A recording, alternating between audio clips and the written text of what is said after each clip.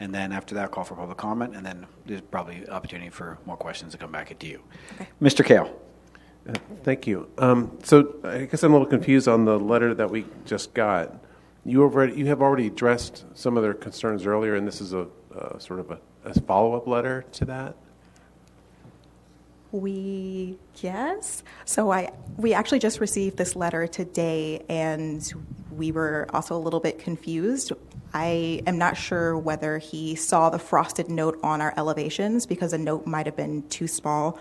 But yes, we did address that concern. He did notice that we raised the master bedroom sill, and he was still concerned about the bathroom. So I think it was just a little bit of confusion from both parties. Okay. Perhaps they're here to talk this evening. So I have two questions. One is, I see you have ceiling heights of 10 feet on the first floor and 9 feet on the second floor. It looks like that front bedroom is taller, probably 1, maybe 2 feet taller, and wraps around the side.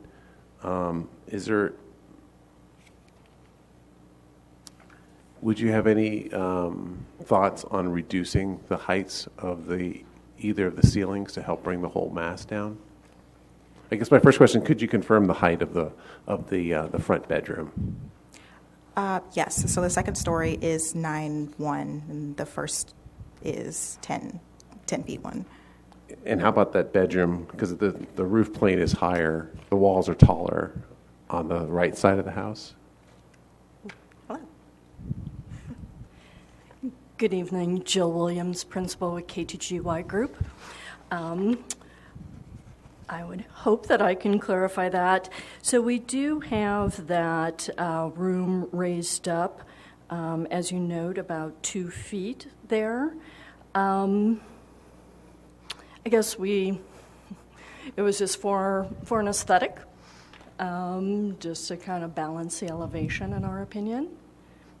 So that's approximately 12-foot wall plate height on the right side of the house in the front? Correct.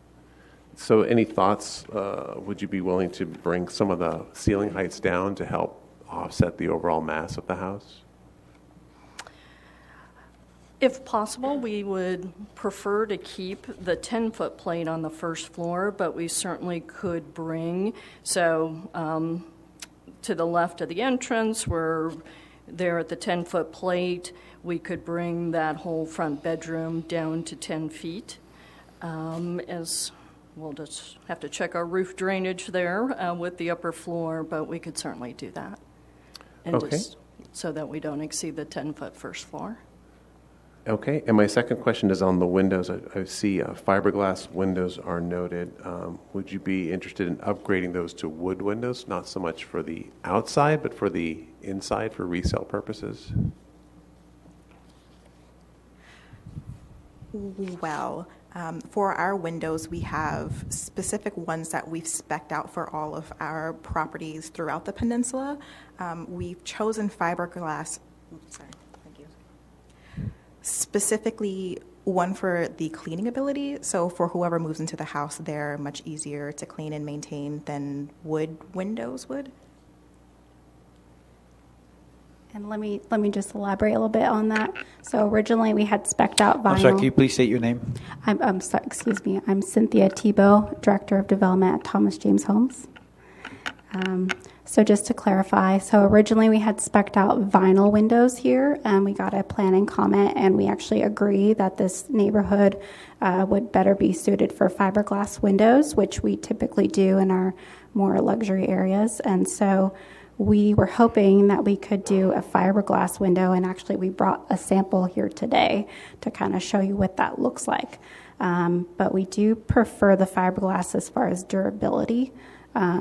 And we were hoping that that would get approval. Okay, thank you. Those are my questions. Thank you. Any other questions, clarifying questions for the applicant? Commissioner DeCardi. This is back to the the letter we just received. So on the master bath window in frosted, is that frosted on both panes up and down, or just the bottom one? Both panes up and down. Okay. So the entire window would be frosted. Thank you. Seeing no lights on, I will call for public comment, and then we'll bring it back up to the dais for questions. Stay close. So with that, I'll open public comment for this particular agenda item. If anyone would like to give public comment, now is your time to come forward, fill out a card, and it'll make it up to me. Having no cards and seeing no one coming forward, I'm going to proceed to close public comment and bring it back up to dais for commissioner discussion. Commissioner Kale. Thank you. So like I said, I'm confused about this letter from the neighbor because I think all the items that were brought up earlier have been addressed by the frosted windows and the raised sill. So I'm having a hard time seeing the viewpoint here. I'll note that in general, I like the project, but I'm finding it hard to support for a couple reasons. Number one, it is very tall.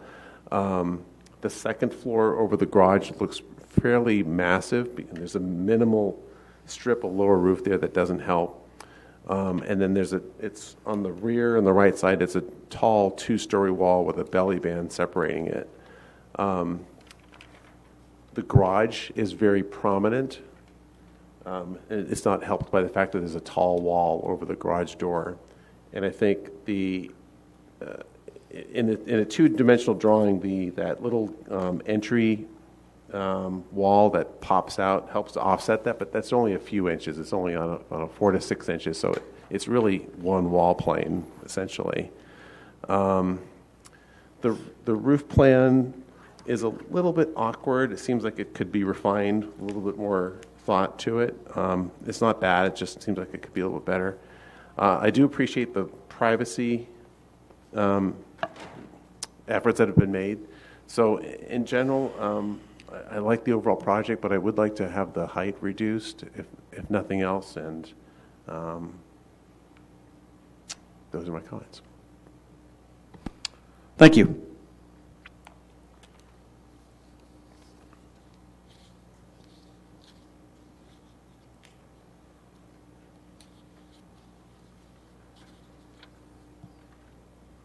Question for staff. I'm 1,000 feet away from this project, not in the 500, but in the 1,000-foot radius for the project. I know we had discussion about 500 to 1,000. I'm not precluded. Am I precluded from this item?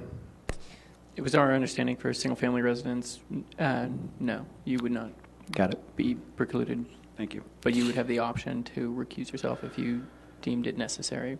Thank you. So I am supportive of Commissioner Kale's request on the reduction of the first floor. I know this house well, know Marmeno well.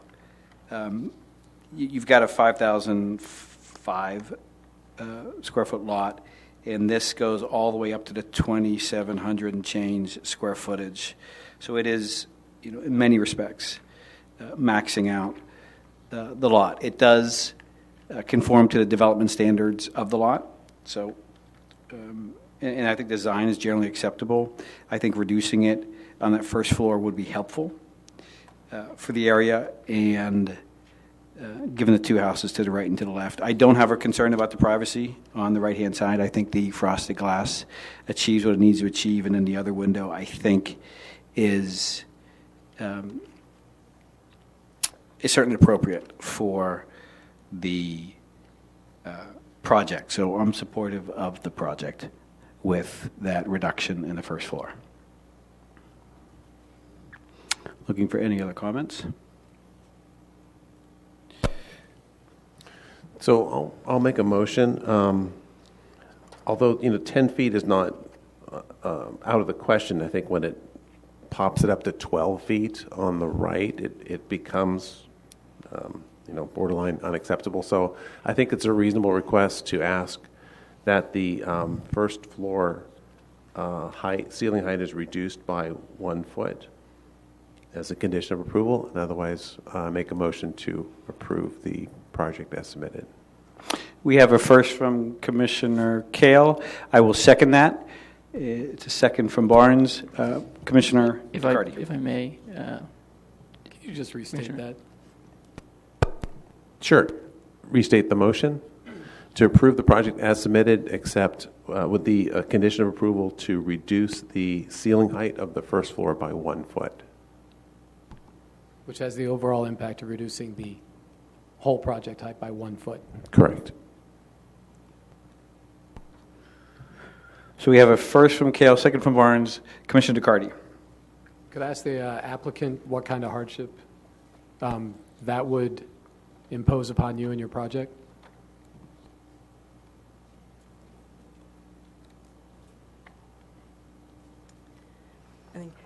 We're agreeable to change the first floor from a 10-foot plate to a 9-foot plate. Great, thank you very much. Seeing no other lights on and no other comments, I'll call for a vote. We have a motion, first by Kale, second by Barnes, to approve the project per the staff report with the condition placed by Commissioner Kale. And before I do that, I'll check in with Mr. Paz. Are you clear on the motion? Yes, it's staff's understanding that it's a reduction in the plate height by 1 foot so that the overall height of the proposed building reduces by 1 foot, correct? First is correct, secondary is correct. Okay, with that, I'll call for a motion. All in favor of the project, please raise your hand. Commissioners Tate, Doran, Barnes, DeCardi, and Kale, all in favor. That's unanimous. Congratulations. Good luck.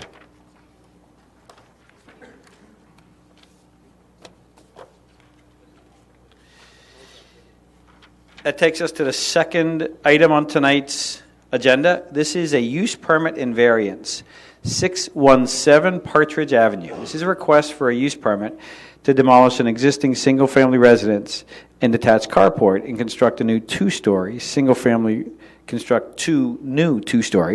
residence and a detached side-loading two-car garage on a substandard lot with respect to lot width in the R3 apartment zoning district. The proposal includes a use permit request to allow the detached garage to be on the front half of the lot, along with a variance request to reduce the required separation between the detached garage and the neighboring dwelling to the right from 10 feet to 9.4 feet. Good evening, Mr. Pruder. Good evening, Chair Barnes and Commissioners. At this time, we have no announcements, but I am available for any questions that you may have. Thank you.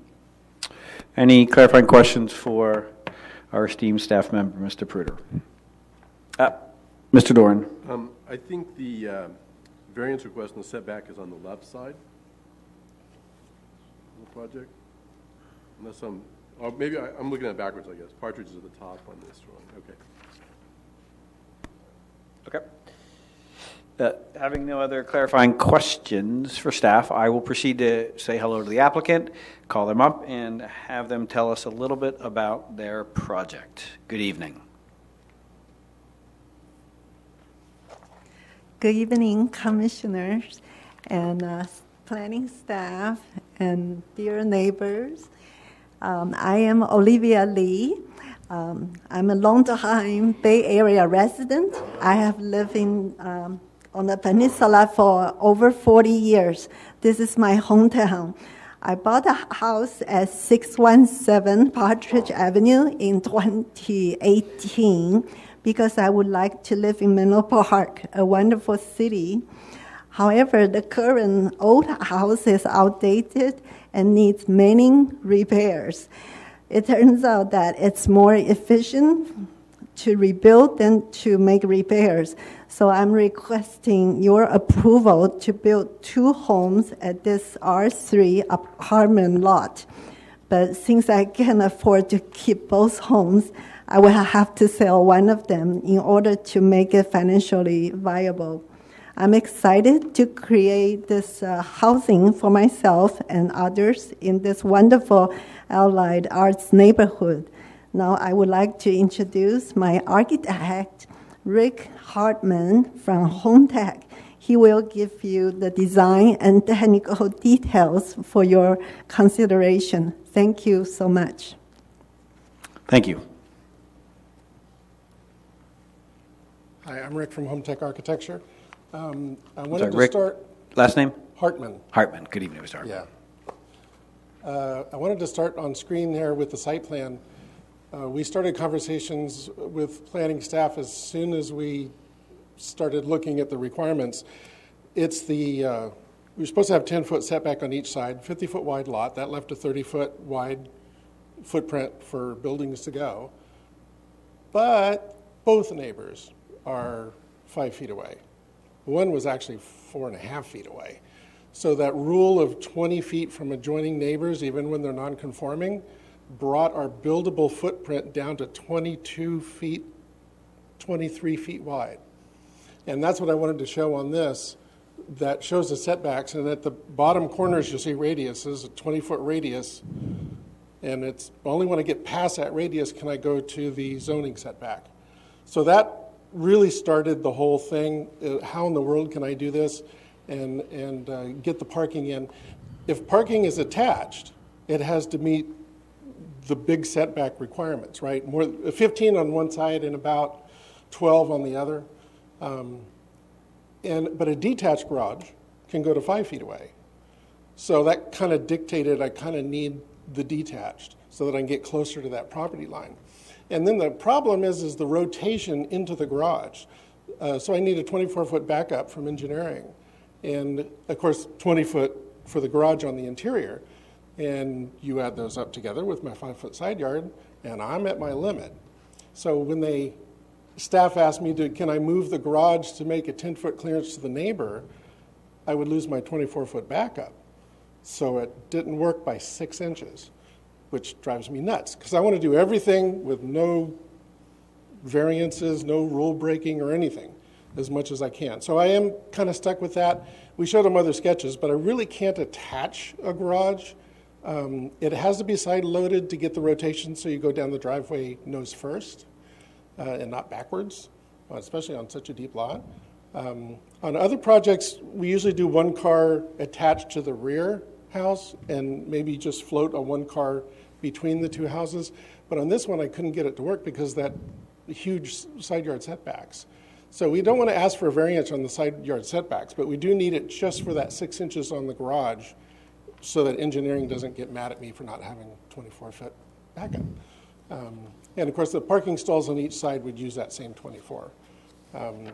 After that, it's trying to get a nice house that's only 22.5 feet wide, and that's kind of a challenge. So we're using this, I don't know, everyone calls it the farmhouse style, but it's just kind of a mix of siding and stuff. I don't like a sea of siding. I do like to break it up with something. So we do have some shingles on some pop-out elements, and the owner really likes a stone wainscot, so we have that on there as well as the posts, and beefing up the post a bit so they're not too spindly. The driveway goes down the side. We only have a 12-inch landscape down that driveway on that one side. It'd be low stuff. The project across the street, we had the same issue, and our landscaper, Mara, she's very good, had some blooming vines grow on that fence. And today, I'll bring a picture maybe tomorrow to the city council. That fence is gorgeous with the blooming vines on it. So we do want to have it look better than that because I don't have any landscape on my picture there. After that, it's trying to get the houses workable and try and make them interesting. I have ups and downs and ins and outs as best as I can. The west facing is more boring. I wish I could do something, but again, I'm like right on that setback. I did do a cantilever on the driveway side because I had a little room for that with the setback on that side, but I just didn't have any room on the other side for anything unless I shrank the house, and I'm already struggling to try to make those rooms a decent size. In fact, the cantilever on the driveway side is a bedroom, and it's a 2-foot cantilever, and I would have ended up with about an 8.5-foot bedroom if I didn't poke it out some. So it's trying to work in this envelope can be a bit challenging. But we're open to anything else that we need to get addressed. That's all for me. Thank you. Before you go, let me see if there's any clarifying questions for the applicant. Mr. Kale. Thank you. Actually, through the chair, I have a few questions for staff first. Just in the R3 zone, we have to have 20 feet between structures, and that's what's driving the large setback on this project. Is that correct? Yes, that is correct. So if the neighbor next door wasn't there, or if they weren't so close to the property line, we would have a 10-foot setback along that side. Yes, if there were 10 feet on that neighboring property also, for a total of 20. I don't know if you can answer this, but it seems like on narrow lots like this in an R3 zone, we'd see a lot more variances for this kind of condition. Have we seen a lot of variances for projects where the neighbors are not meeting their setbacks, so we have to offset so far? I believe so. There are a few examples. I mean, it's happened in some cases, and this is a lesser request in the sense that it is for just the accessory building, the garage itself. So I would say that's a little more common to have for accessory buildings and lesser request.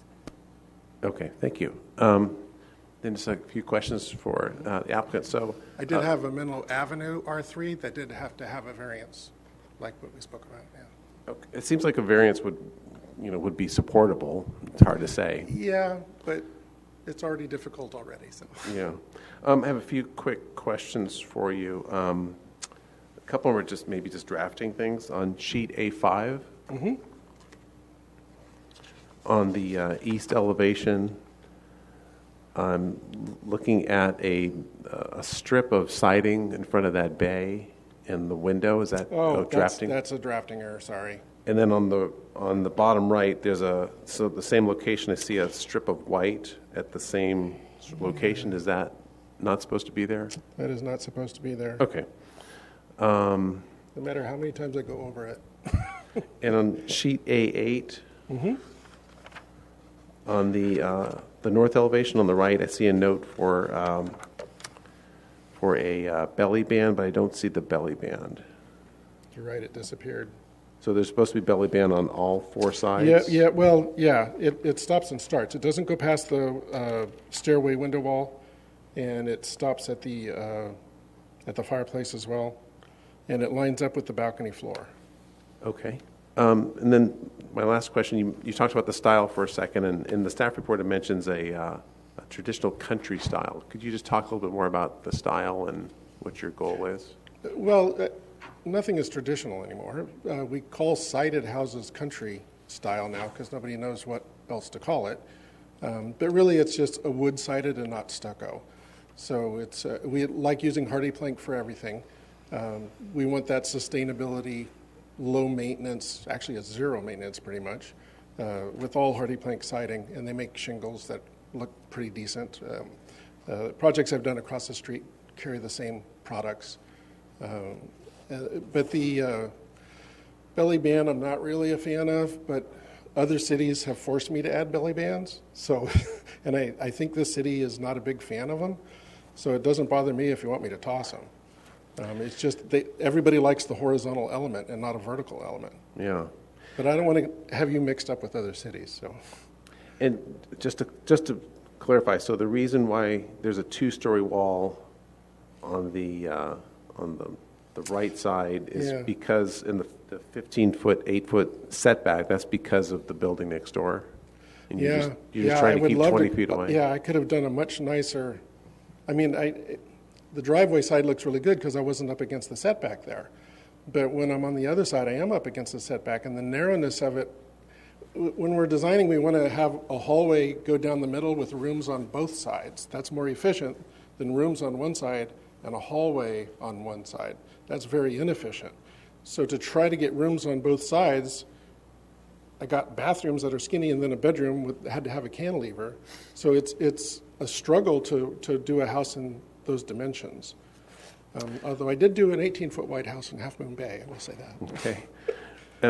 Sorry, I did have one more question. So I noticed 11-foot ceilings on the first floor and 10 foot on the second floor. Right. And I see you have 2 feet of framing between floors. Why do you have 2 feet of framing? Well, I thought you would probably catch that, but planning staff didn't. And I didn't really want to get into that here because I don't want to raise issues with staff. We've had a difficult staff processing here. And when I asked them if they disagree with something, to put it in the report and we'll talk about it here. And they said, no, I'm going to delay your project 2 months if you don't do it the way I want it. So, well, okay. And my solution was a 2-foot floor joist, which nobody makes. So I want to have a height limit, and they demand, senior staff behind a locked door, demands that that line to the roof height be graphically exactly on that ridge. And I absolutely do not want to have it there because that height becomes the maximum the building can ever be, irregardless of the zoning height max.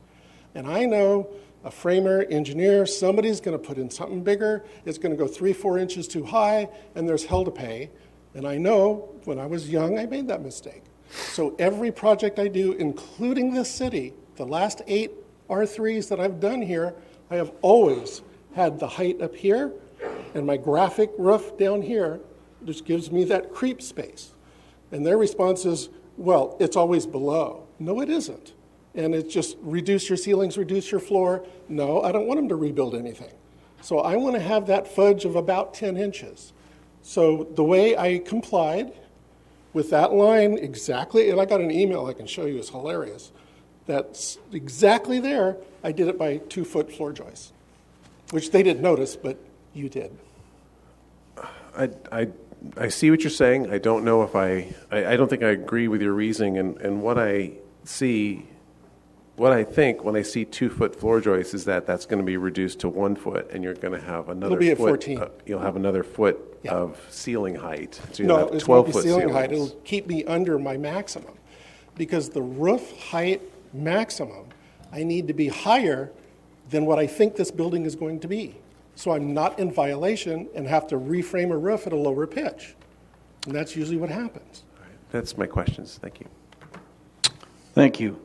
Let the record show that Commissioner Riggs is present at 7:36. Any other clarifying questions for the applicant? Okay, stay close. I'm going to call for public comment, and we'll take it from there. So with that, I will call for public comment. If anyone would like to give public comment on this item, please come forward. Seeing no one coming forward and having no cards, I'm going to proceed to close public comment and bring it back up to the dais for further conversation.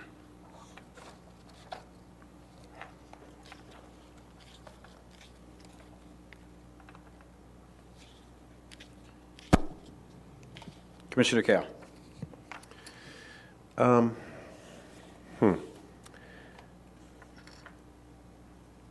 It is unfortunate with these large structure-to-structure setbacks that we have that it causes the large offset, the 15-foot offset to the front, which is the result is a 2-story wall on the right side.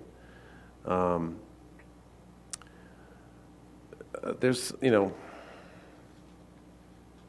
I'm having some problems with some of the proportions in the materials that I think I'll talk about in a second. But the major issue is really the overall height with 11-foot ceilings, 10-foot ceilings, and then a sort of a bonus foot in between. It seems that we should be reducing the overall structure by 2 feet to make it work. And I do understand the concern about being locked into a height, but that can all be worked out in the construction drawing phase. Some of the items were brought up in the staff report about the materials and the shingles and the horizontal siding. I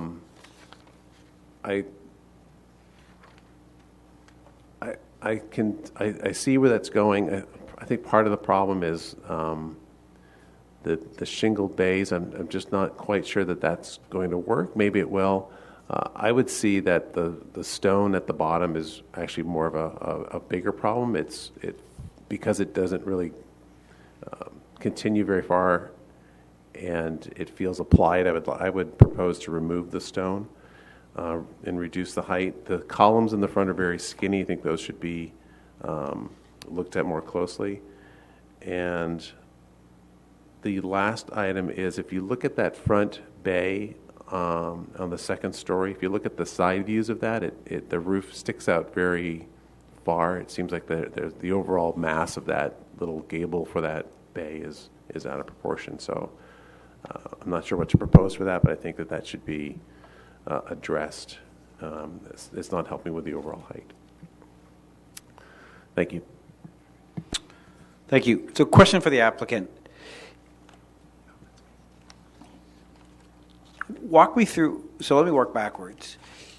You're building single family in a zoning district which allows for greater height because it's a multifamily district by design.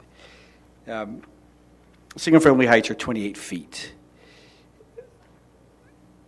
Walk me through again how would you get to 28 feet on this project, and tell me a little bit about that. The way the city was zoned in this area is the commercial along El Camino Real, and then the immediate next door neighbor is not an R3, even though the staff said it is, it isn't. It's a commercial zone, and that property is already sold. They're already looking at doing the subterranean parking structure of slab and then the units above that. So it'll be significantly higher than this one when it gets built out. But this is the transition R3, which is about 2 or 3 lots of R3 and then goes to R2, and then way down goes to R1. So the idea is that all up and down Partridge, they're not really at 28 feet.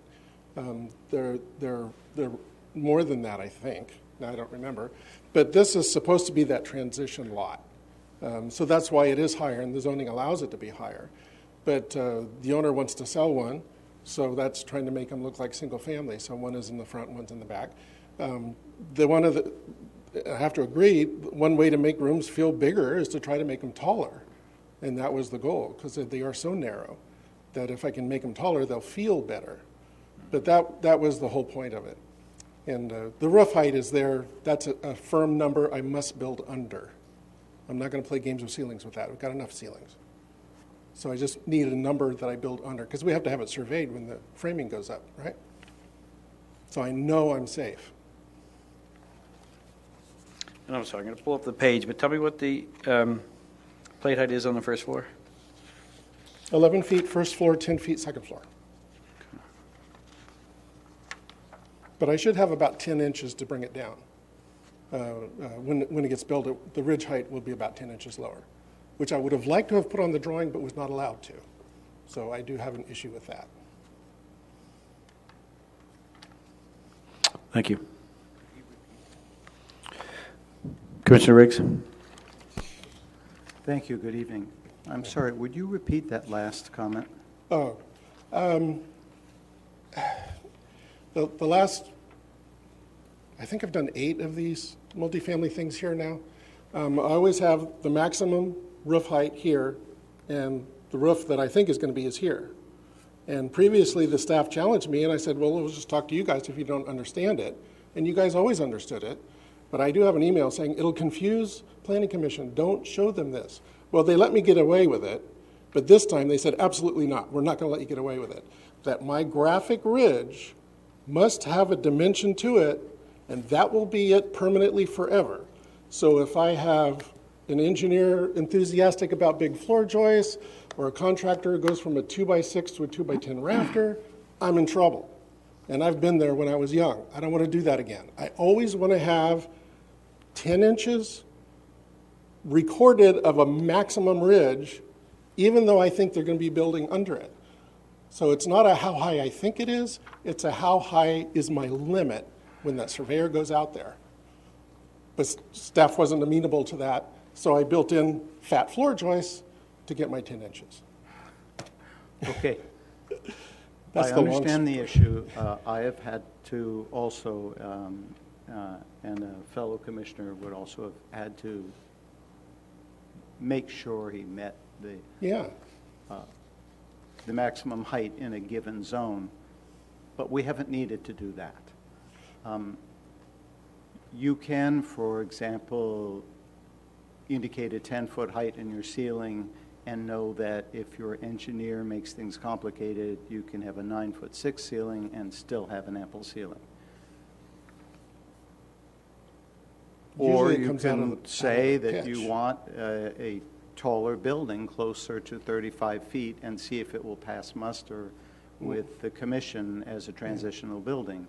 I appreciate the fact that you are aiming at 30.5 feet.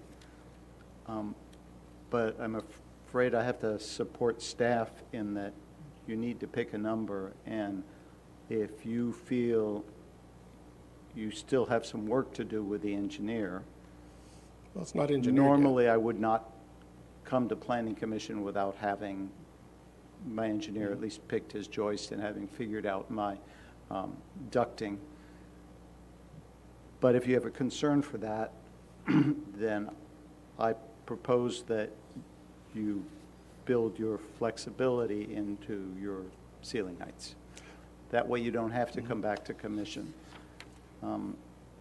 Now, I don't know whether staff mentioned this to you or not, but if you're this far under the zoning height, and due to engineering and a firm desire to keep a 10-foot ceiling height, you ended up with, instead of what you think it's going to be, which is what, 29.5 or something like that, you ended up with 30 feet, you could come back to the staff and say, look, I'm going to end up at 30 feet, not 29.5. You're so far under the code limit that you would not have to come back to planning commission, I don't believe, for that change. I've already been there, So, and it was back to a hearing. now, when you're an R1U, you're going to end up going back to a hearing because it's a fixed 28 feet. But anyway, so you have some other options. And anyway, so if you want to come forward, I have to say, and say that you're going to have double floor joists when you're not, I'm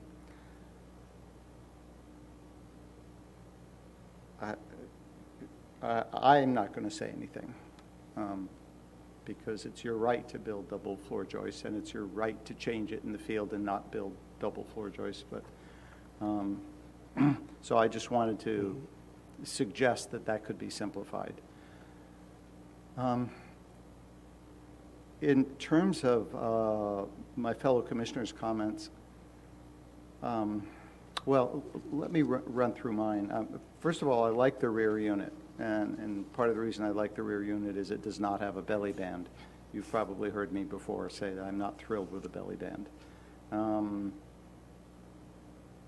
I just don't think it's necessary on a traditional home, particularly with horizontal siding, and certainly with neighbors. And all of our lots on Partridge have neighbors. So my only concern, and it's not a huge one, but it is a concern, I'll have to agree with my fellow commissioner about the stone.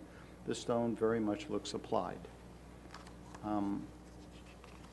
If you had continued that stone around the front building, and if you had the front window more dramatically penetrate the stone, this is breaking the rules because stone indicates foundation and it's very rarely up to your knees. But the most famous Bay Area breaker of rules was Bernard Maybeck, and he would have put a nice heavy coping on top of that stone and had the coping simply chopped, or I believe that's what he would have done, to say, yeah, my window busted through the foundation, so shoot me. But this way it just looks applied. So I would appreciate also if you would come up with an alternative to that.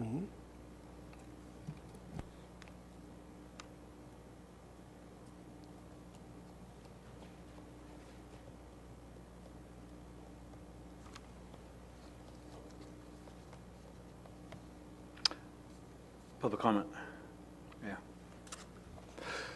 Yeah. Yes. I haven't called for public comment yet?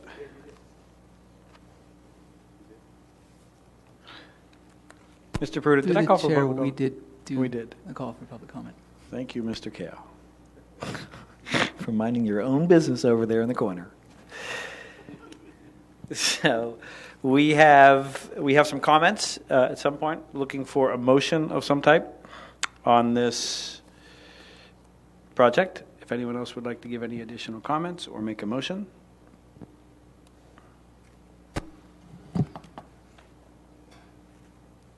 Commissioner Riggs. Yeah, I'll make a motion. I'll make a motion to make the findings for the variance, unless something was discussed prior to my joining the meeting, and to approve the use permit, but with the direction that the applied stone on the front unit be reconsidered and brought back to staff for approval. Thank you. Mr. Kao? To the maker, would you consider a few amendments? One would be reducing the overall height somewhere in the range of 1 foot to 2 feet. That the corner boards shall be painted to match the adjacent siding material, and do something with that front bay roof on second floor of bedroom 3. I'll leave that to the architect, but I would suggest like a simple shed roof or something just to reduce that. Those are my 3 suggestions.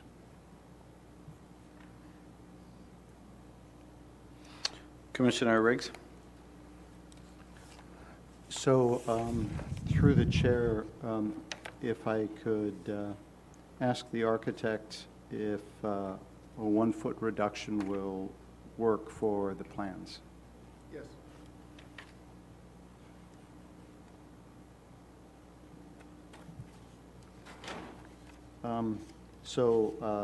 Yes, I'd be amenable to the height reduction and painting out the corner boards. My fellow commissioner is going to shoot me, but I actually was sort of entertained by that extended roof line. Open to a rebuttal, but If I may, through Yes. the chair, my rebuttal would be look at the side elevations of that roof line.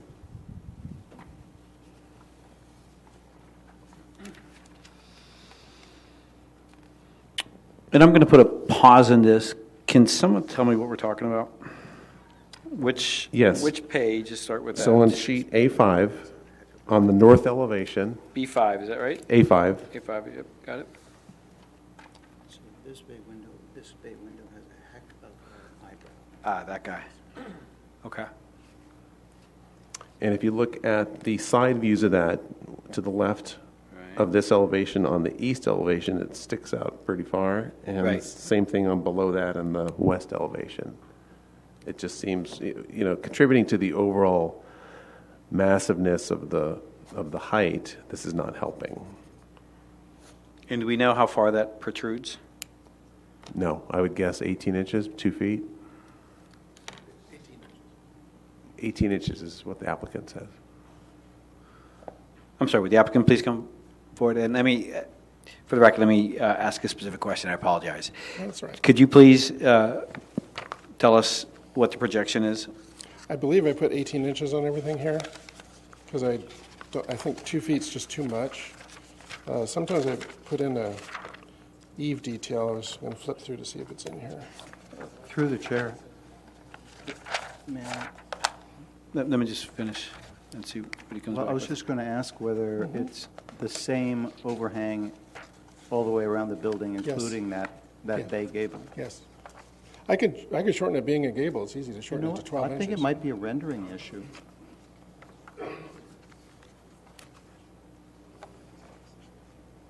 I mean, it would be in character to be 12 inches there. But they're all 18 all the way around the They're building. 18 everywhere, right. But on a gable edge, you can cut it back without affecting gutter lines or anything.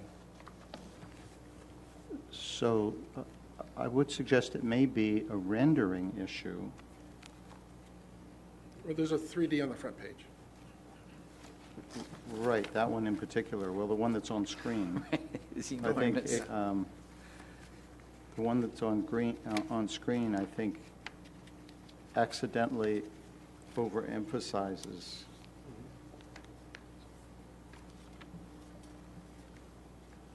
The Gable helps break it up because it's the only gable on the front. But I can chop the overhang back to 12 inches. That's easy.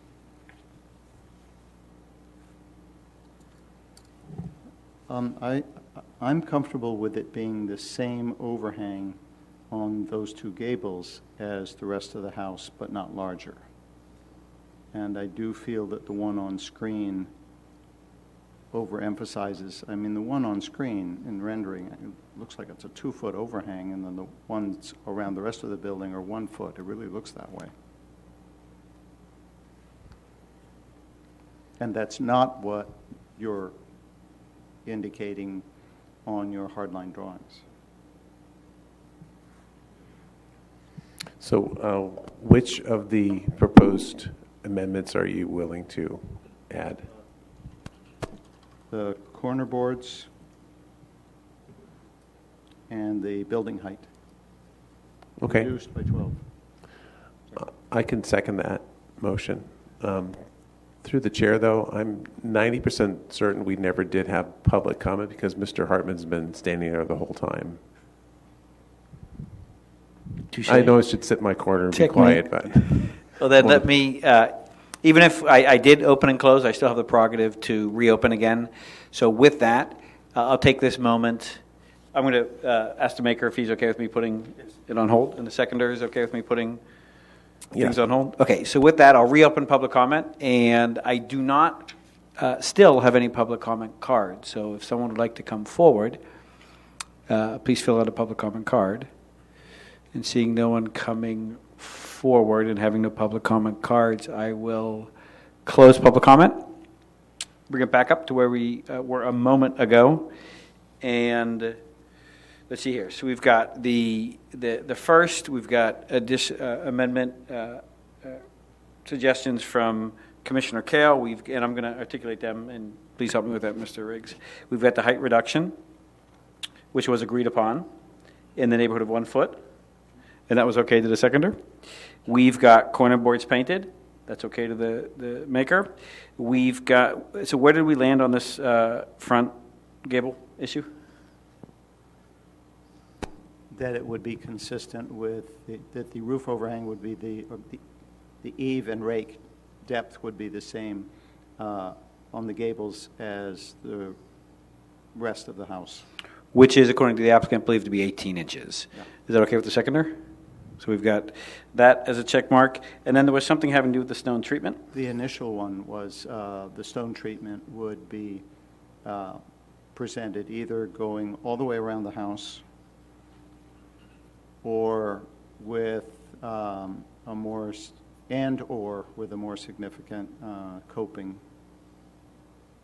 Actually, it should be put the other way around. A more significant coping and or have the stone go all the way around the house.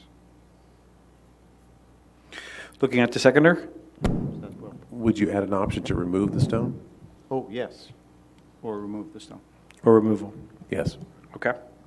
And that would be presented to staff for approval. Administrative. Okay. Let me look to Mr. Pruder and ask for his understanding of the amendments as presented. Yes, I've got all those down, so thank you. Great. And I'm looking for any other commissioner comments before I call for a vote. Any commentary? Mr. DeCardi. Yeah, could I ask the applicant on all 4 of those if they present a hardship or if they are acceptable? I think they're acceptable. Thank you. So we've got a first from Commissioner Riggs, a second from Commissioner Kale. All in favor of, and inclusive of the variance. Do we need to do anything about the variance in specific? It'll be part of the approval? It was part of my motion to make the Yes, findings. that's correct. Okay, so we don't need to do any readings associated with it? No, that's correct. Okay. Great, and I will say that I am generally not a fan of variance, but I think the case for this variance is well articulated by staff, and I appreciate staff's direction on that, and I'm in agreement with it. So with that, I'm going to call for a vote. All in favor, as contemplated, please raise your hand. Let the record show that it's Commissioner Kale, Barnes, Riggs, Doran, all opposed. Commissioner DeCarty and Commissioner Tate. Congratulations, your project is approved. Good luck.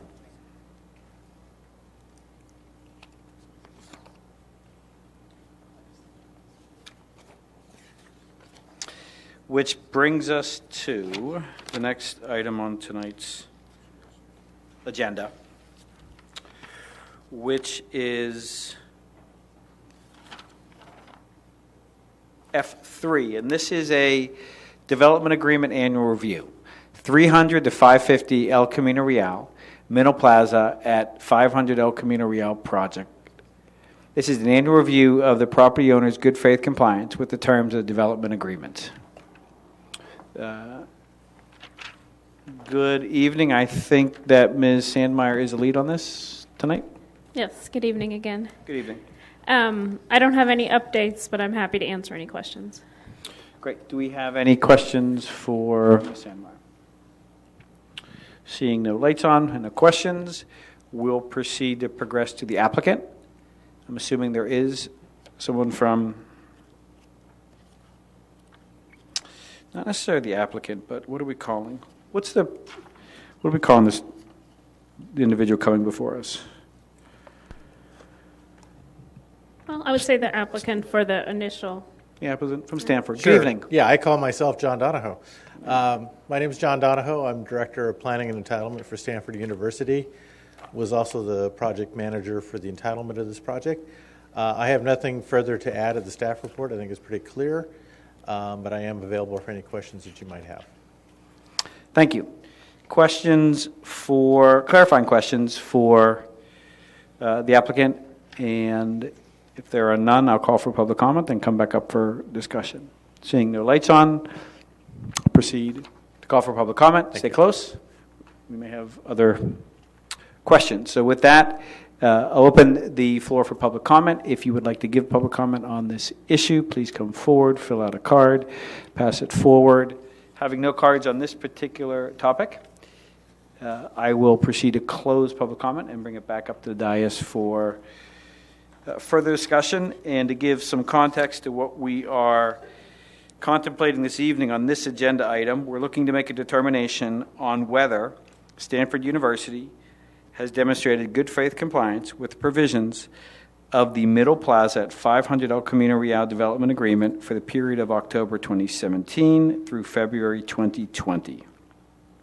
So with that, I'll look for any any commissioner comments. Commissioner Kale. Yeah, I think the staff report is very thorough, and I appreciate having the dates in there, the anticipated start dates and completion dates. It's actually very helpful. So I'll make a motion to make a finding that the Stanford University is in compliance with the provisions of the development agreement. We have a first from Commissioner Kale. Commissioner Riggs? I will second the motion. We have a second from Commissioner Riggs. Prior to that, I'll ask some questions of the applicant. Mr. Donahoe, how are things going? Where are you guys in the process? How are things looking? How much? I think things are going well. For those who were involved in our entitlement, it is actually a very complicated project from a construction standpoint. The existing site was crisscrossed by a series of utility lines, water lines, gas lines that needed to be relocated before we could actually start construction. One of our conditions of approval required us to receive an initial okay from Caltrans for the left turn lane from El Camino Real into our project. Caltrans did not disappoint with regard to how quickly they responded to our request, which took about a year. But other than that, I think we are moving quickly now.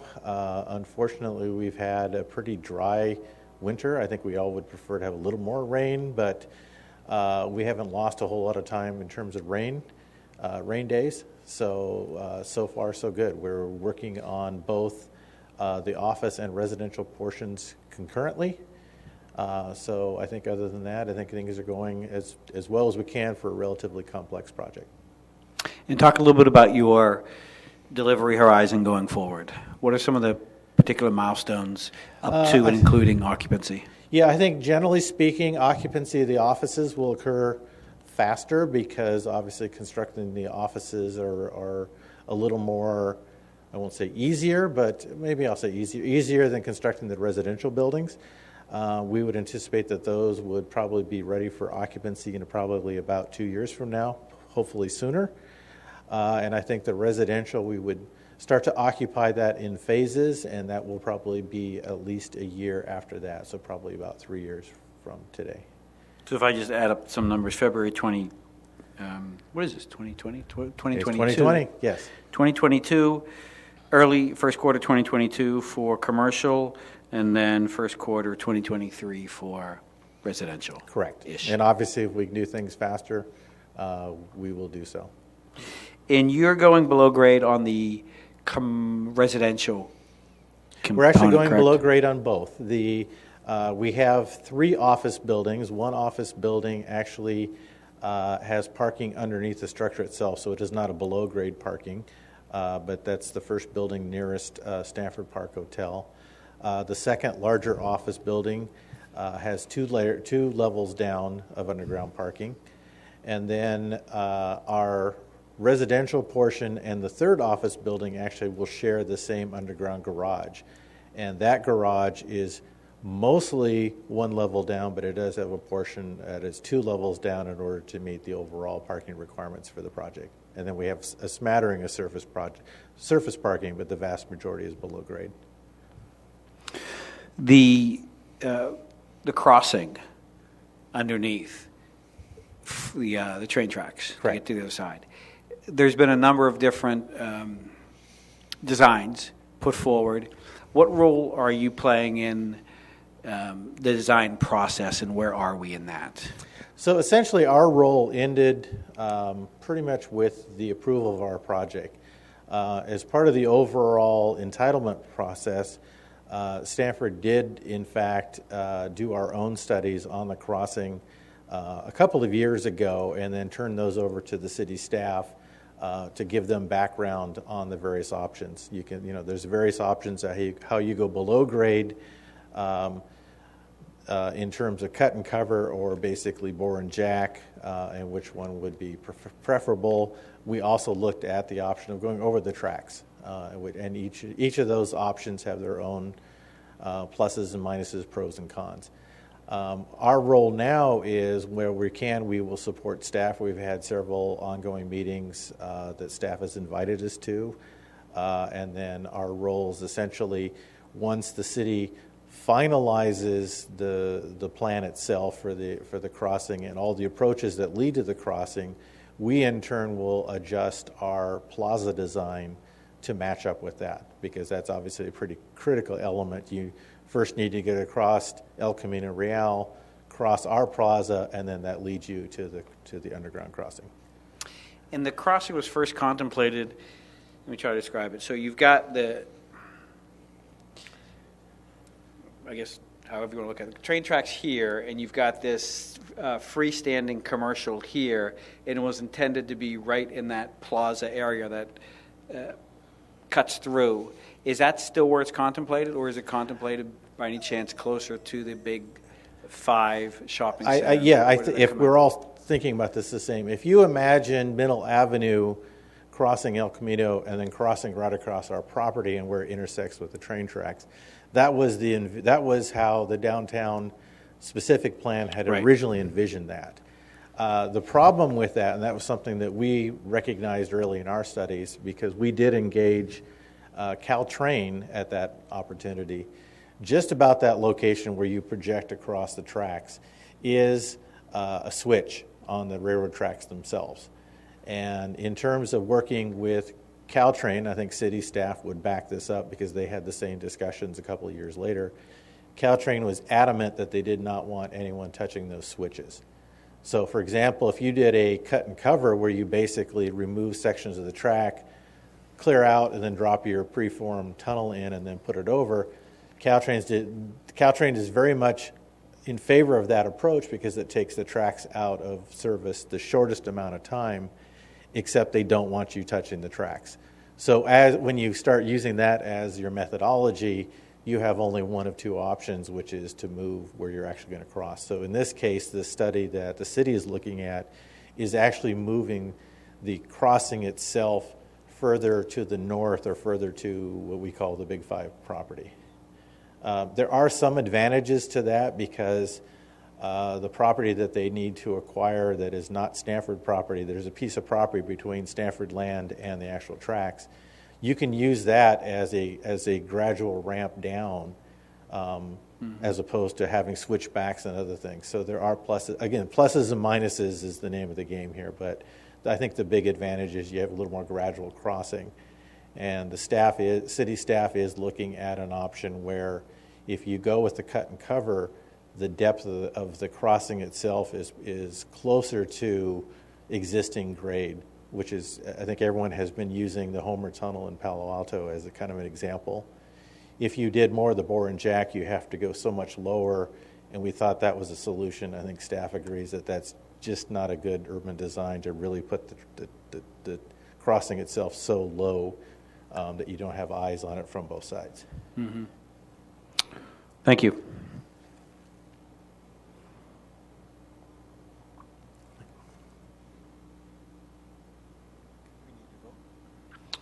I'm still thinking if I've got another question, and then I'll call for a vote.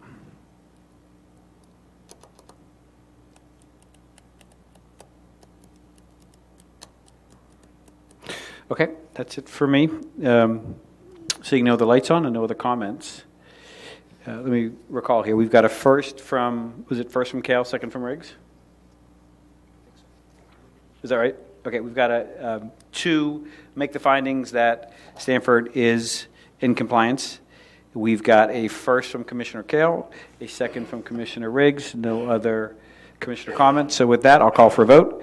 All in favor for making that determination, please raise your hand.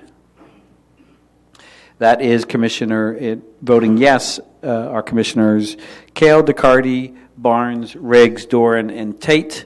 That's unanimous. Thank you for coming. And we look forward to your project completion.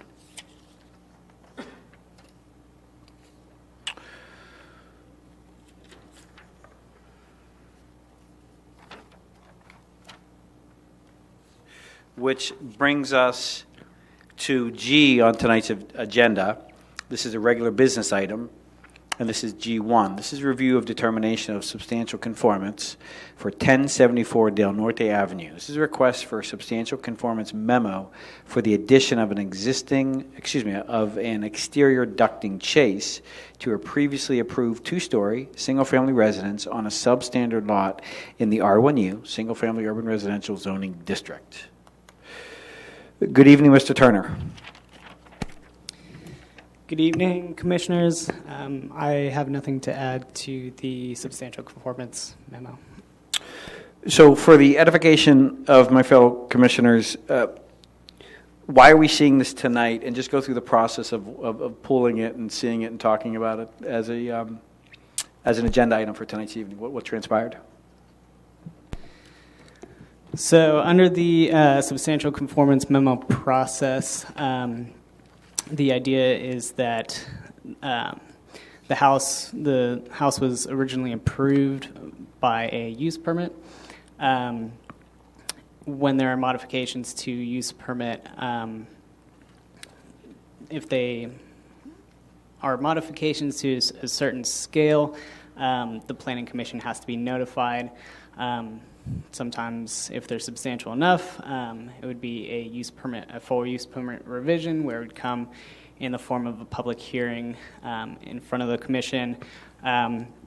If staff deems the the modification to be in substantial conformance with the approved plans. We write the substantial conformance memo notifying the Planning Commission that, yes, we think this conforms to the approved plans, but we think that the modifications are significant enough to notify the Commission.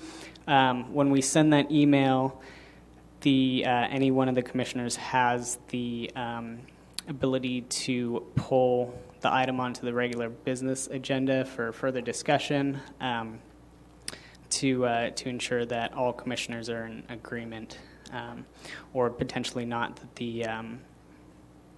that the proposed modifications are substantially conform to what was approved. Great. So when it's pulled, the regular business item, it gets opened up, and then we have an agenda item on it, and we will. The vote that we take is what? Is to support the conformance? I'm sorry, go ahead. Sorry. Yes, the vote would be to find that the proposed modifications are in substantial conformance with the approved use permit plans. And what if the vote does not find that? What happens? If the commission finds that the plans aren't in substantial conformance, they can deny that finding and bring back the project, or direct the applicant to bring back the project as a full use permit revision. That would be noticed as a public hearing in front of the Planning Commission. So it's binary. If it gets not approved as in substantial conformance, and it comes back as a full use permit revision. Is that correct? Correct. Okay. Thank you. Any questions for staff? Mr. Kale.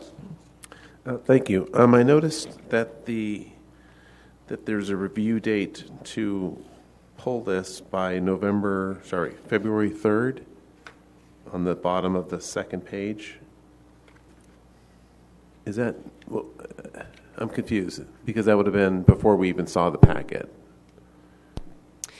Yes, so the memo typically goes out, it's emailed to the Planning Commission before the agenda is set, before the packet goes out. In case one of the commissioners pulls the item onto the agenda, we can include it as part of the agenda. So you should have received the email that previous Thursday. I believe that would be February 6th. The email would have gone out on January 30th. Okay, maybe I missed that then. And second question is just so to be clear, the chase was actually built, and then sequence of events was it was built, an inspector noticed it, more or less caught it, and then now we're going through the process of trying to approve it after the fact. Is that correct? Correct. Yeah. When the building inspectors were going out to do their final inspections of the house, they noticed the chase, which didn't match up with the building plans.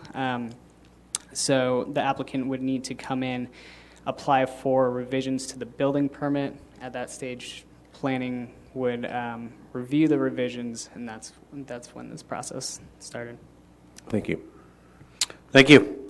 Seeing no additional lights on for my fellow commissioners, I will look for the applicant to come forward and tell us a little bit about your project. Good evening. Hello, my name is Andreas Hofmann. I'm the owner of 1074 Del Norte Avenue. And essentially what we did here in the project is when we were building, the contractor who's sitting behind me noticed that the original place for the furnace wasn't big enough to place the furnace there. So we then proceeded to look for an alternate location for the furnace, and the only suitable location was actually in the office closet, which is where we put the furnace.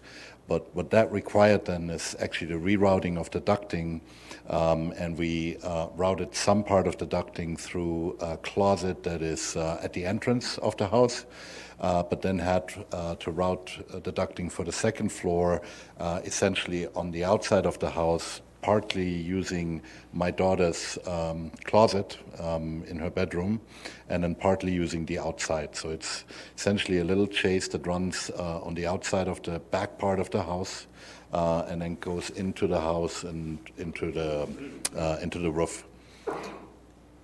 Got it. Thank you. Thank you. Okay, that's the sum of your. Yes. That's what you wish to tell us. Okay, exactly. great. Yeah. Any questions for the applicant? Clarifying questions? No. Okay, so with that, I'll call for public comment, then I'll bring it back up to the dais, and we may have additional questions. Thank you.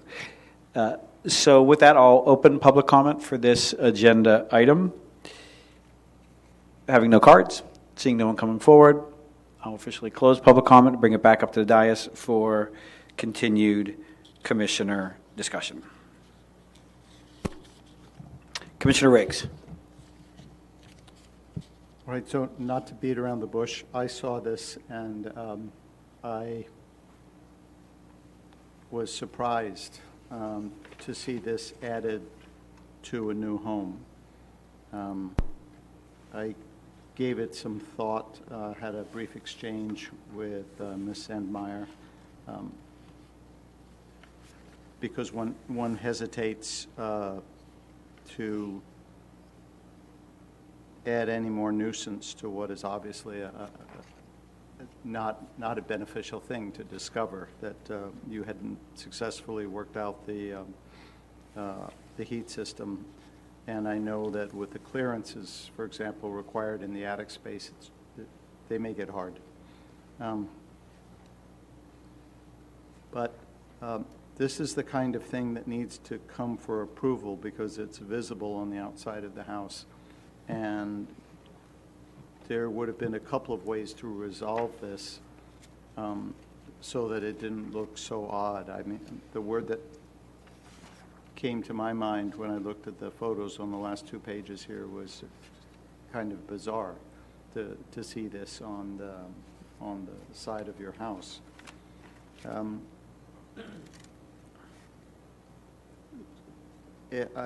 a little surprised you didn't just fake a chimney, since it's already the shape of a chimney, which would have resolved the problem and wouldn't have had any aesthetic conflict, I don't believe. So I tried to look at this as, well, what if this were one of the many, 2 or 3 a year architectural control issues that come to us where typically on Stone Pine or what is it called, Buchanan, or one of those 3 streets, where the front or rear of one of those townhouses is revised. Would we approve this? And I thought, well, that's pretty easy. No, we wouldn't. We'd send it back for redesign. And I'm actually a little bit sensitive to the back of Del Norte on this side of the freeway, and especially to the other side of the freeway, having similar expectations for the neighborhood as we would, say, on Laurel Street.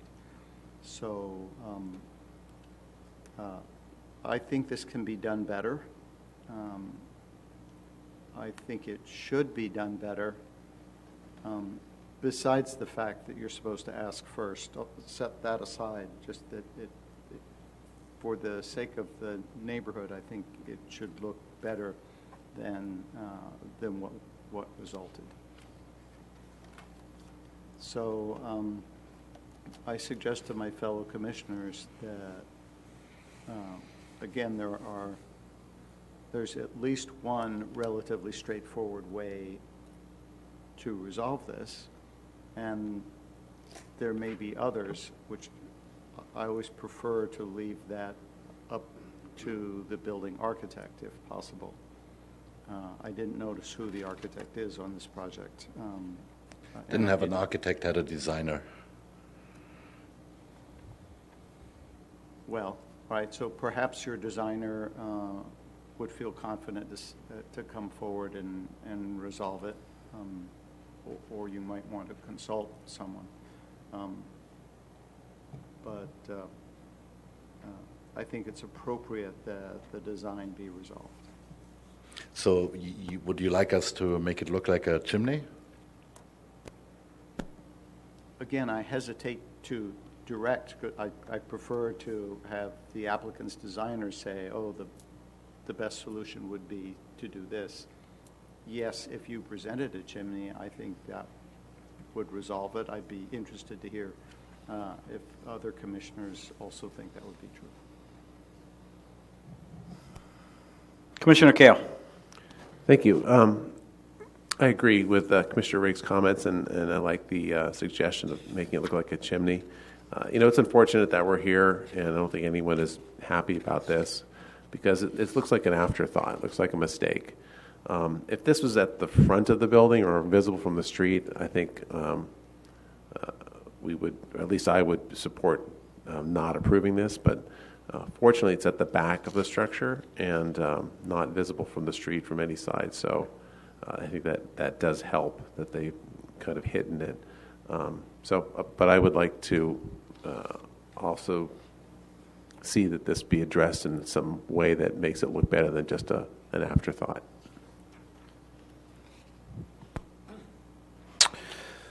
I'm going to take my point of view on this is it's the back of the house, and I look at the staff review and I see the reasons why they consider it to be within substantial conformance. And the 3 points are, although there is an increase in floor area, the increase would be small and inaccessible from interior living spaces. The materials of the chase match the approved color and materials, maintaining the overall integrity of the architectural design. And the revised project continues to meet all development regulations in R1U zoning district with respect to setbacks, height, daylight plane, floor area limit, and building coverage. So for those reasons, I'm accepting of an oops. There are things that happen in construction that are not planned for, that you make the best out of. It's the back of your house. I have no problem with this, and I have no problem voting that you are, in fact, based on what you have here, in substantial conformance, and I wouldn't ask that any changes be done to this. And I'll look for Commissioner Doran's, but prior to that, I will actually put a motion on the floor as well. I make a motion that the project be deemed in substantial conformance, but I'll put a pin on that, and then I'll go to Commissioner Doran. Commissioner Doran. Yeah, I just want to concur in that view. I think it looks awful. I think this thing looks terrible, but it was a mistake. I don't think you planned it that way, and I have some sympathy for you. I think that some of my fellow commissioners are feeling some frustration because I think it was inadequately planned, and they're professionals, and they would have done a better job, and I can see that. But things happen, and construction's expensive, and everyone's struggling with it around here. And I agree, it's on the back of the house, and I would be prepared to. Actually, I will second the motion. We've got a first and a second. Looking for additional comments from my fellow commissioners. Commissioner Riggs. I do hear the logic of both the chair and Commissioner Doran. I will just note before we vote that when something's on the second floor on the back of the house, it's most particularly in view from the backyards and back windows of roughly 5 homes. I'm particularly aware of that since I have a 2-story, 2 houses down and on the street behind me, which I can't help but see. so it's not a visibility issue. But I see your point about streetscape.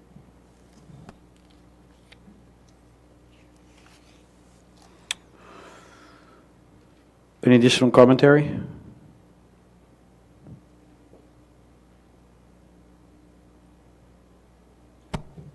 I will call for a vote if there is not. Commissioner Riggs. I don't know if it's relevant, but we haven't asked the applicant whether a modification is doable. Sure. If you would ask it through the chair. Yeah. If, for example, you decided to add 2 feet to it to make it look like a chimney, is that something that is within reasonable scope of the project, or is that overreaching? I think we can do that, yeah. All right. Through the chair. I don't get to say, but thank you. Yeah, I just wanted to clarify the process. So tonight's vote is whether the change is in substantial conformance. For anything beyond that, such as making it look like a chimney, that would need to be a use permit revision. Okay. Thank you for that clarification. So seeing no other lights on and seeing no other comments, I'll call for a vote on a first from Barnes, second from Doran, to vote that the project is in fact within substantial conformance. That's got out in the staff memo. All in favor? Oh, Commissioner Riggs. Through the chair to the staff, is it possible for us to continue this question? Well, as part of this process, the vote is only on conformance or non-conformance. So if the desire is to have the applicant make revisions to the proposal, then the applicant would need to apply for use permit revision. And then it would need to be a public hearing item, not the regular business. Am I to understand that if the applicant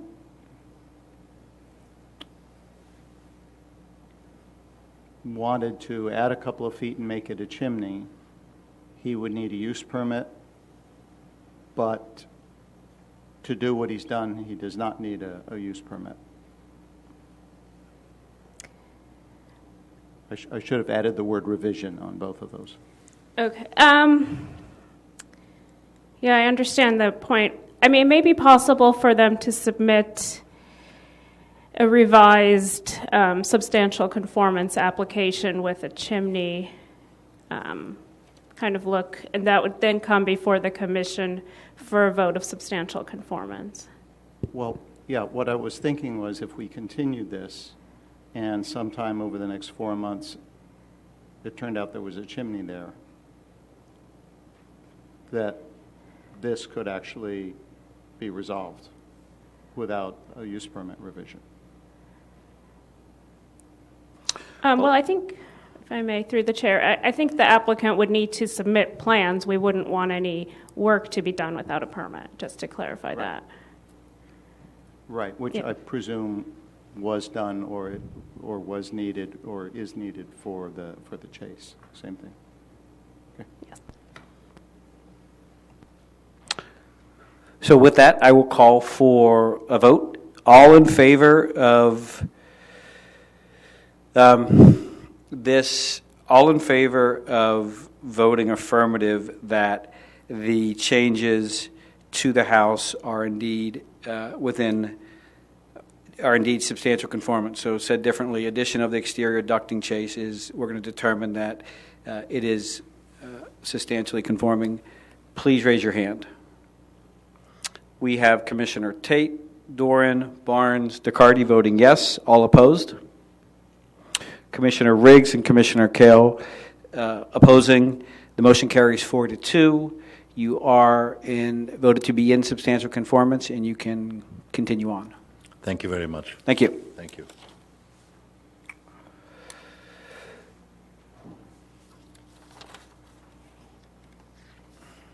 Thank you. That takes us to, from regular business, a G item to an H item. This is a study session. Study session H1. This is a study session / accessory dwelling unit, secondary dwelling units, and state law consideration of future direction.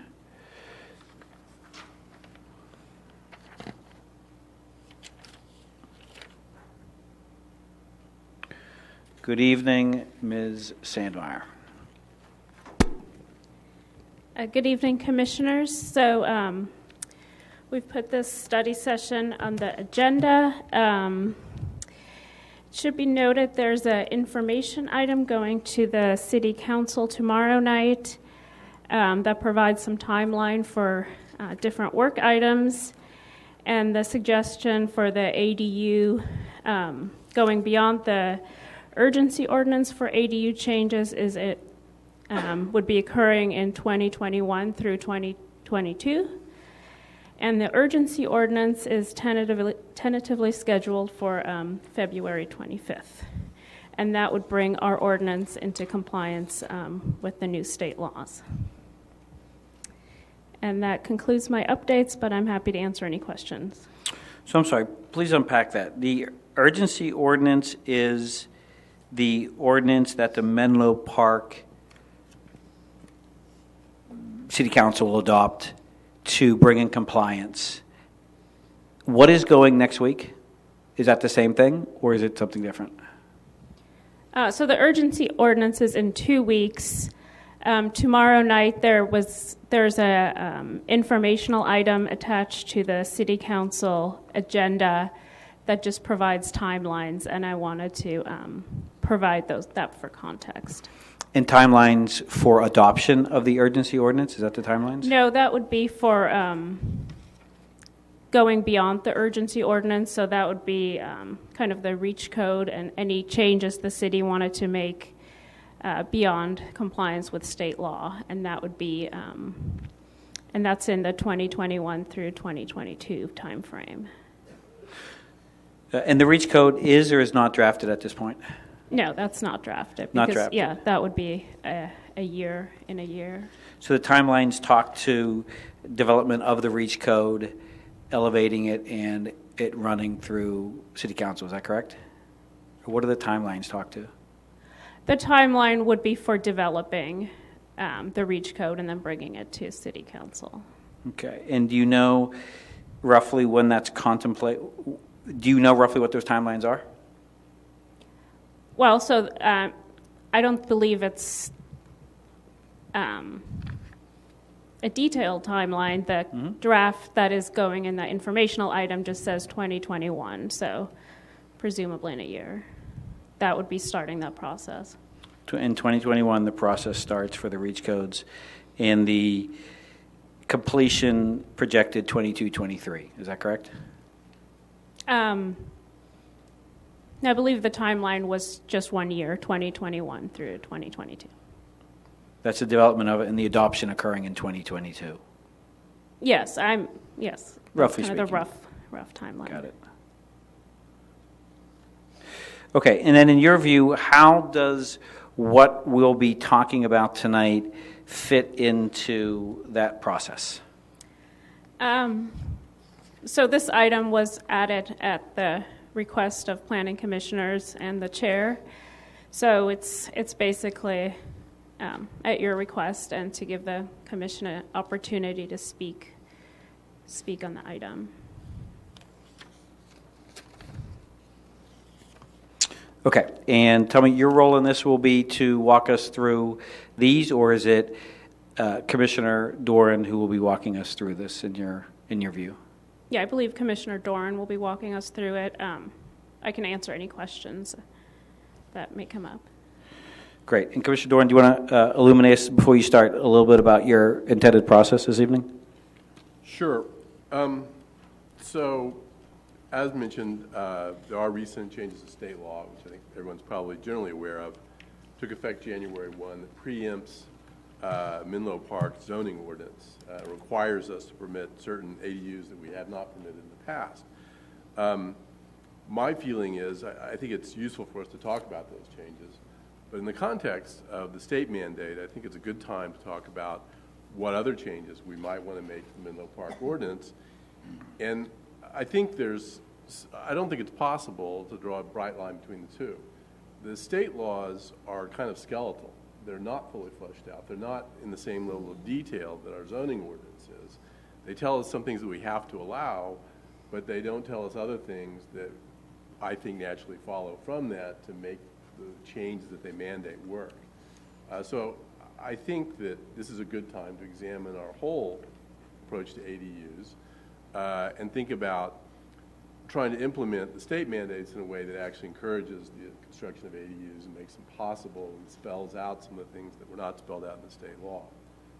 That's my impetus for wanting to get this on our agenda. I clearly am pro-ADU and like to encourage the construction. I think there's a lot of things that Menlo Park could do that they've not done in the past to facilitate and encourage the construction of ADUs. And I just think that the state mandates are, a good juncture to think about what we want and give the Planning Commission the chance to talk about, what the other commissioners view on this, and maybe make some recommendations to the City Council. Thank you. Let me voice a structural issue and a concern that I have is study sessions are generally informational, where we see and hear what is ostensibly objective information about a particular topic. How are we to understand what is normally in a study session factual information from which we derive our own opinions versus advocacy, which is intending to drive a particular outcome or point of view? And how do you plan on navigating that? So I think that the state statutes are definitely, they're concrete, right? So we've got included in the supplemental materials tonight a summary that was prepared by a housing analyst at San Mateo County of the change to state law. I think that's a good entry point. I've asked to have the actual text of the statutes available on the monitors. We've got these links. If anyone wants to drill down beyond the summary, we can talk about those. So as I see it, I think a natural flow is to first just review what the changes to state law are. If we're going to allow public comment, which I think we should, I think after that would be the place to break for public comment. And I think we can bring it back to the dais for us to talk about our views on the ADU statutes and what the policy of Menlo Park ought to be.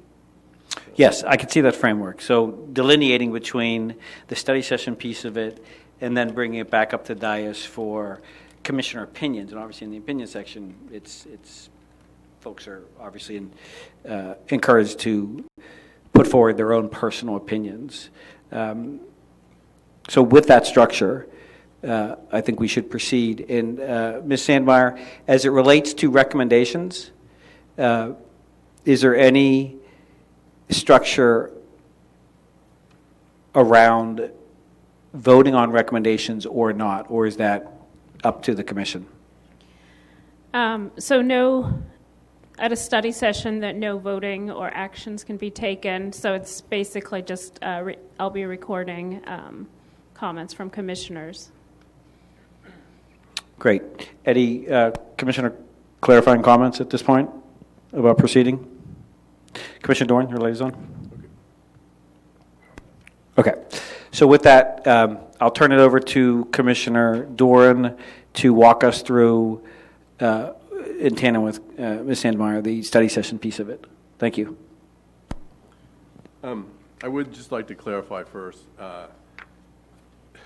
There was a question raised about whether I had a personal interest in ADUs and need to recuse myself. The city attorney actually looked into that question, and the fact is I am a property owner in Menlo Park, and I might someday build an ADU, but the city attorney determined that was not a conflict of interest, fortunately. And just for the record, I think any ADU that I'd want to build is already permitted by the city ordinance, so I don't think I have a conflict. So there's a number of state bills that were passed that took effect January 1 three in particular that have a direct effect on ADUs and a couple of others that were more tangential. The first one is it's kind of aspirational, but it is AB, I believe it's, AB 671 requires going forward that housing elements need to incentivize and promote the creation of ADUs at all income levels. So again, this is a mandate from the state that we're going to have to be doing going forward, but I think it's also a statement of policy from the state regarding incentivizing and promoting ADUs. So I think that's just worth noting in passing. Two bills which are sort of intertwined, and I think will probably be entered into the code in that fashion. I think they're overlapping. AB 68 and AB 881 are what bear most directly on the requirements for permitting ADUs. Big change from existing Menlo Park zoning ordinance. Everywhere in the state is going to be required to permit one ADU and one junior AD unit on a single family lot. Junior ADUs, a little bit smaller, they can go into existing structures like garages, and if those structures are non-conforming, they can even have a zero setback if the existing structure already does have that. For new construction, we have to allow ADUs with no more than a 4-foot setback from the side property lines and the rear property lines. Existing zoning ordinance, I believe, in Menlo Park requires 10 feet unless you have consent of the neighboring property, and then it's 5 feet. So that's a pretty big difference. No minimum lot size for ADUs. That's a big change from Menlo Park current zoning. We have to allow ADUs with a minimum of 800 square feet for an efficiency or one bedroom. If the unit provides more than one bedroom, we have to allow 1,000 square feet. Minimum 16 feet height allowed. We've already, I believe, allowed 17 or 17 and a half feet, so that's not going to be a big change. We have a shot clock. There's a 60-day limit for review of the applications, which, you know, I think in the initial stage is going to be difficult to comply with. So I think that is, you know, kind of a big issue going forward. No replacement of parking for garage conversions. For new construction, if they're near transit, there's no, there's a waiver of our existing parking requirements, and no impact fees on ADUs less than 750 square feet. So again, big changes from our current law. A 5-year moratorium on local owner occupancy restrictions. So right now, Menlo Park requires either the main house or the ADU to be owner occupied. At least for the next 5 years, that's waived, so you can actually rent both of the units. And importantly, there's a 5-year stay on enforcement of actions against unpermitted ADUs. So I think we have a number of those in the city, which are pre-existing non-conforming units, and we can't, for at least 5 years, we can't do any enforcement to shut down those units. That's probably more important in some, I think those are more common in some parts of the city than in other parts of the city. So as I say, I think some of these things are not very fully fleshed out in the zoning ordinance, and when we bring it back to the dais, I think we should talk about how we implement some of these. But we have to implement them. They went into effect 6 weeks ago.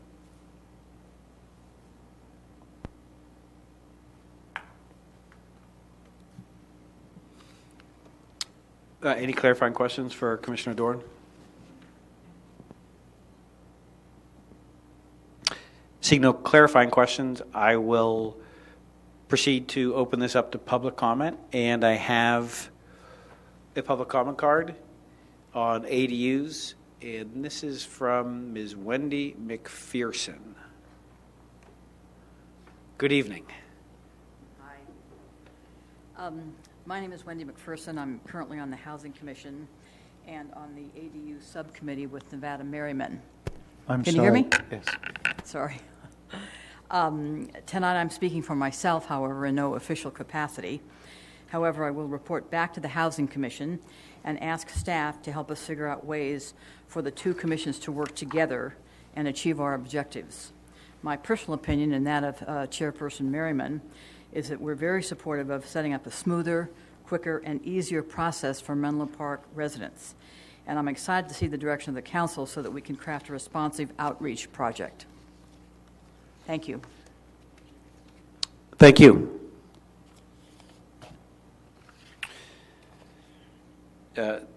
Next, I have Mr. Ernesto Reyes. Good evening. Please state your name and your political jurisdiction, your organization. Yes. Good evening, gentlemen. Dear Planning Commission members, I'm writing this letter as a resident of Menlo Park and as a frequent client of the Planning and Building Departments.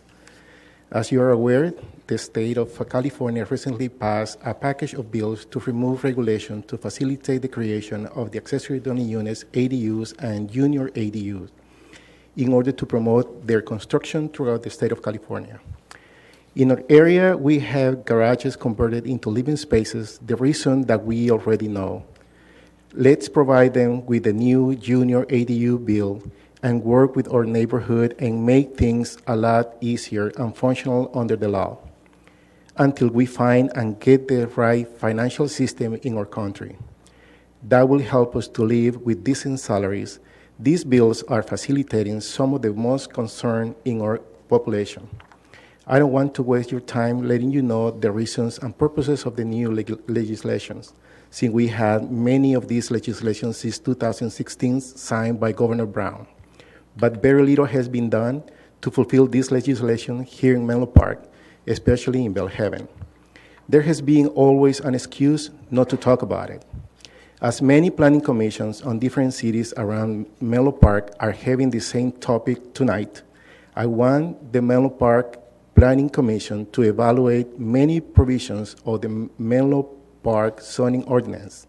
Not in compliance with the recent legislation departments of the city of Menlo Park, let's take action once and for all. One last thing, please review the requirement to go for Planning Commission's review for a use permit because of work exceeding 75% of the existing value in a 12-month period. These reviews can be done internally in the planning department on the project basis and no waste tax and clients' money for simple revisions, such as the change from wood siding to stucco or from flat roof to pitch roof with a maximum height of 13 feet. Make things a lot longer and wasteful. Thank you very much. Thank you. Thank you. Looking for any other public comment? Having no other cards and seeing no one coming forward, I will officially close public comment and bring the topic back up to the dais for further commissioner discussion. Commissioner Doran.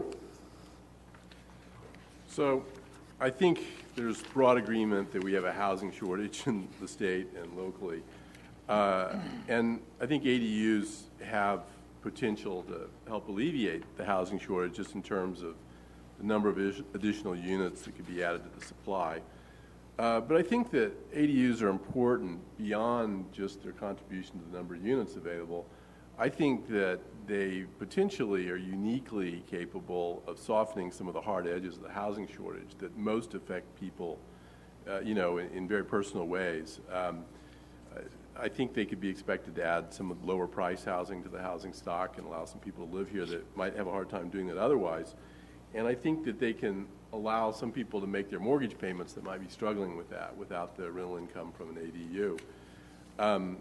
They have other ways, I think, to help people survive, the harsher effects of the housing shortage. They allow seniors to age in place. They can allow parents to accommodate boomerang kids. They can allow multi-generational living, which, may be more common now than it was when the city was laid out, when our housing stock was built. So I think they have a lot of advantages. And as I said, I'm a proponent of ADUs. I would like to have a conversation about, one, how we can implement the state mandates in a way that is proactive and permissive. And two, more broadly, recommendations that we could make to promote the construction of ADUs, the legalization of existing ADUs. Obviously, this is a study session. We're not doing anything here tonight, but there are things that we could put on an agenda for a future Planning Commission meeting if my fellow commissioners are so inclined. So a few things that I think are worthy of discussion, and they're in the materials that were on your desk tonight. First question, do we want to only minimally comply with the state mandates? Or do we want to actually try to embrace the spirit of them and encourage construction of ADUs? Of course, I feel the latter. I don't know how my fellow commissioners feel, and I'm interested to hear that. I'll just go through my list of things that I would suggest for discussion, and then later on, if I get another chance, I have some ideas for things that we can do. One thing, an example of how I think the state laws are not fully fleshed out. They require that we allow ADUs up to 1,000 square feet if they contain more than one bedroom. They're silent as to how many bathrooms have to be allowed. I think a 2-bedroom unit is going to be more attractive for more types of people if it has 2 bathrooms rather than 1 bathroom. So I think this is an appropriate time to think about questions like that. State legislation doesn't mandate 2-story ADUs. They mandate only that we allow them up to 16 feet. But maybe this is a time to think about 2-story ADUs, because I think it's hard to get an ADU on some of the smaller lots in the city. Certainly it would be hard to get 1,000 square feet on a lot of lots in the city without going up to 2 stories. I don't think that most people want to see a 2-story ADU with a 4-foot setback, and there's nothing in the state law that requires us to do that. But maybe it's time to think about 2-story ADUs on some lots in some neighborhoods, on lots that can accommodate them, and what the setback should be for that, and what the daylight planes should be for that. Another example of how I think the state laws are sort of underspecified, we have to allow ADUs with no more than a 4-foot setback and ADUs up to 16 feet. Does that mean we have to allow a flat roof ADU 4 feet from property line? Probably not. But the state law doesn't tell us what we need to do. And that's why I think it's very difficult to separate the exercise of implementing the state legislation from the exercise of revising the zoning ordinance more generally, and why I think this is a good time to do the latter. Finally, there's this moratorium directed by the state on enforcement actions against pre-existing non-conforming ADUs, but there is still the requirement that health and safety issues be addressed, and I think it's appropriate to think about what's a health and safety issue and what sort of guidelines or guidance, what kind of approach that we're going to take in deciding what's a health and safety issue. And there is some guidance that maybe I can talk about later from San Mateo County, the unincorporated parts of San Mateo County, and the way they're approaching that. And I think with that, I'm going to give some of my fellow commissioners a chance to talk. Commissioner Kale. Thank you. I have some direct answers to those questions you posed. A couple quick things before that. For the height limits, I'll note that Palo Alto allows if you're in a flood zone, they'll allow you a 50% increase above your maximum height based on what your base flood elevation is. That's something we may consider since a lot of our residences are in a flood zone. Regarding the 60-day permit process, there's a 30-day limit on design or on review when you submit a project, and from what I found, there's really not a lot of teeth to that. So I think that should be thought through as that 60-day gets implemented. And one interesting note I didn't see on here is that if you have maxed out your maximum floor area, you are allowed a bonus 800 square feet towards an ADU. And that I verified this the other day. It's not only for floor area; it's also for lot coverage. So if you're at max on either of those, you get a bonus 800 square feet for your property. On your specific questions, the first one about if we should embrace and encourage ADUs, absolutely yes, I think we should, especially concerning existing unpermitted structures. I think there's probably a lot more of those than we could imagine throughout the city, and I think if we could encourage those to be permitted and legalized, that would help a lot. Regarding the additional more than one bathroom, I think that absolutely is a yes. We should allow more than one bathroom. I don't see why we wouldn't. I'll skip number 3 for a second, and the fourth one regarding the guidelines for health and safety issues, I think that's a yes too. I think the scenario that I envision with this is that an owner has an unpermitted ADU and wants to come forward to the city and say, what do I need to do and what are the issues? And if there's some guideline on that to, for health and safety, electrical, all those things that should be considered, that would be very useful.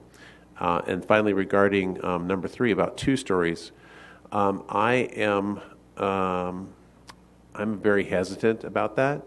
I'm worried about the visual impact, especially since there's no architectural control over any of these issues. The one caveat is over detached garages could make a lot more sense than just as a 2-story ADU freestanding. Thank you.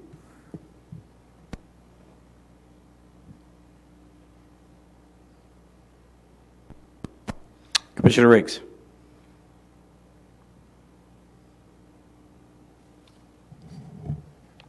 First, I want to express my thanks to staff and to Commissioner Doran for this effort.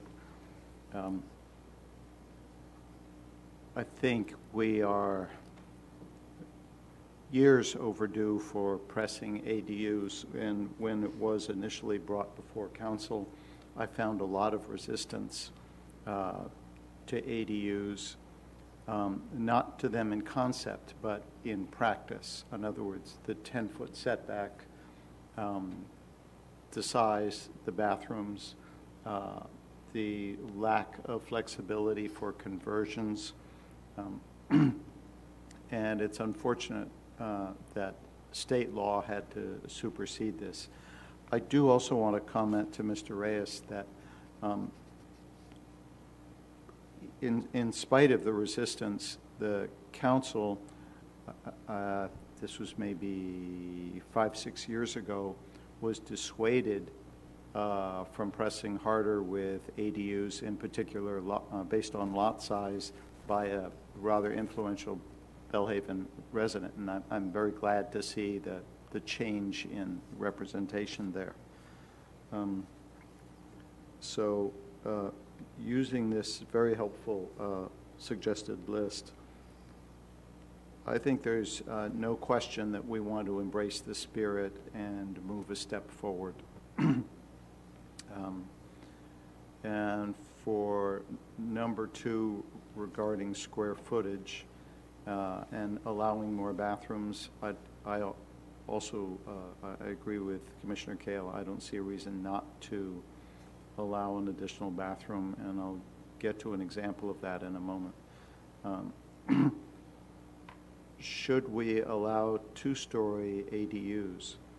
It is my opinion that a 2-story ADU can be acceptable if the lot size is large enough so that there can be landscaping and setback that would be at the least similar to the main home.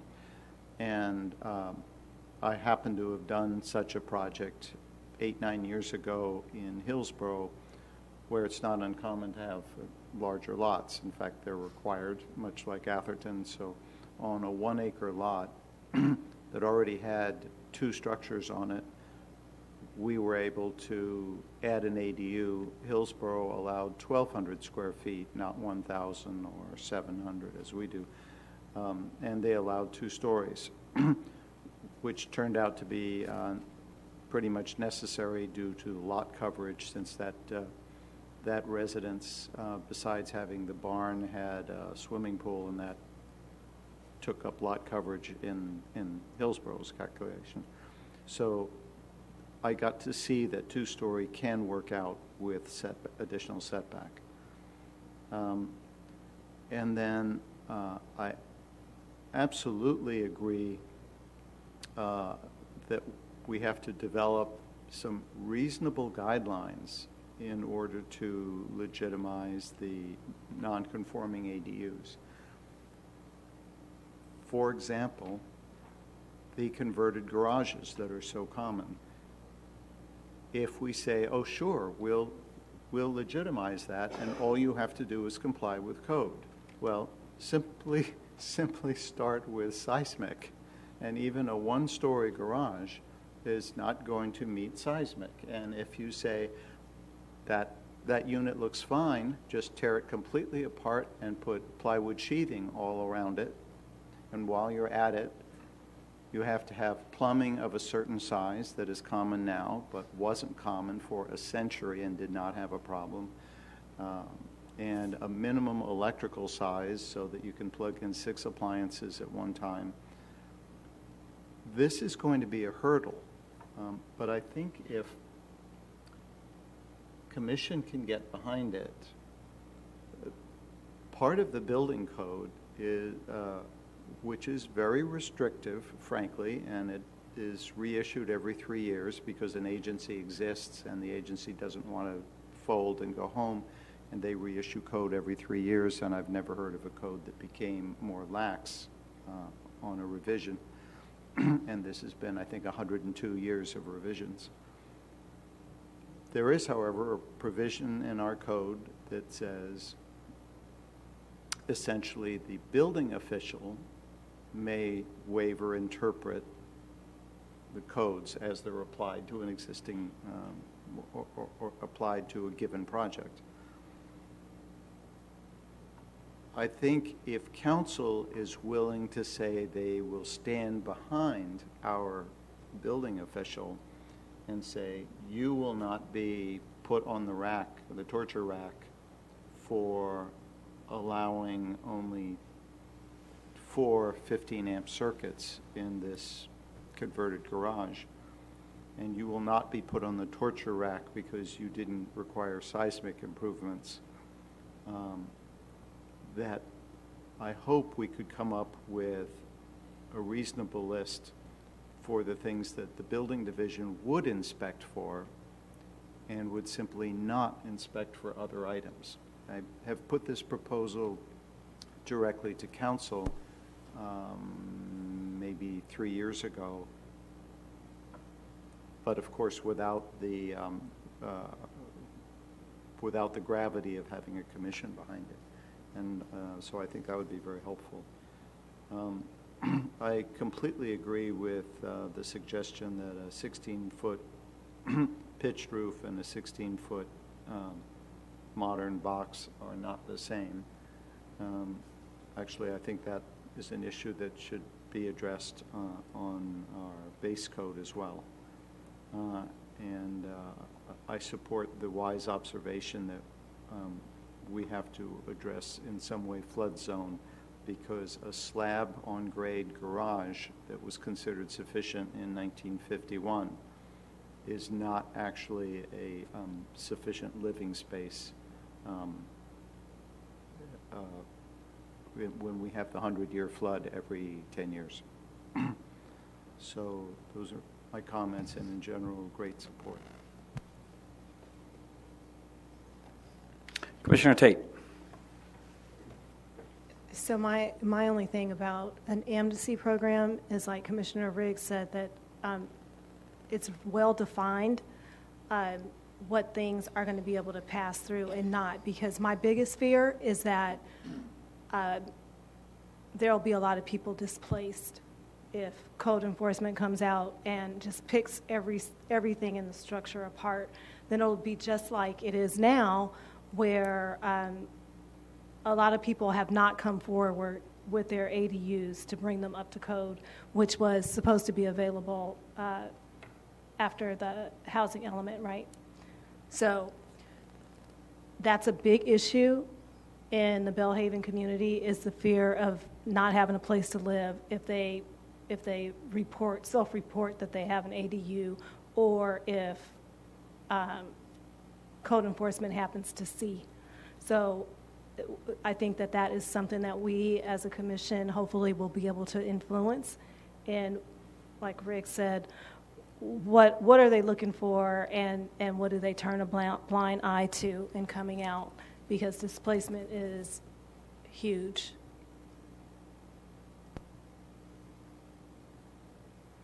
Commissioner DeCardi. Yeah, I'd echo thanks to staff and to Commissioner Doran for bringing this forward. I think this is an excellent use of our time and to have this kind of study session. So thank you for the initiative to pull it together. I guess I have a couple of questions maybe for Ms. Sandemeyer through the chair, if that's all right. And this is recognizing that this has likely been addressed historically. Do we have any type of census or understanding roughly about ADUs in existence in Menlo Park, or a census of the potential for ADUs, if we're thinking about this as our encouragement and a way to address the housing crisis? What's our sense of the potential?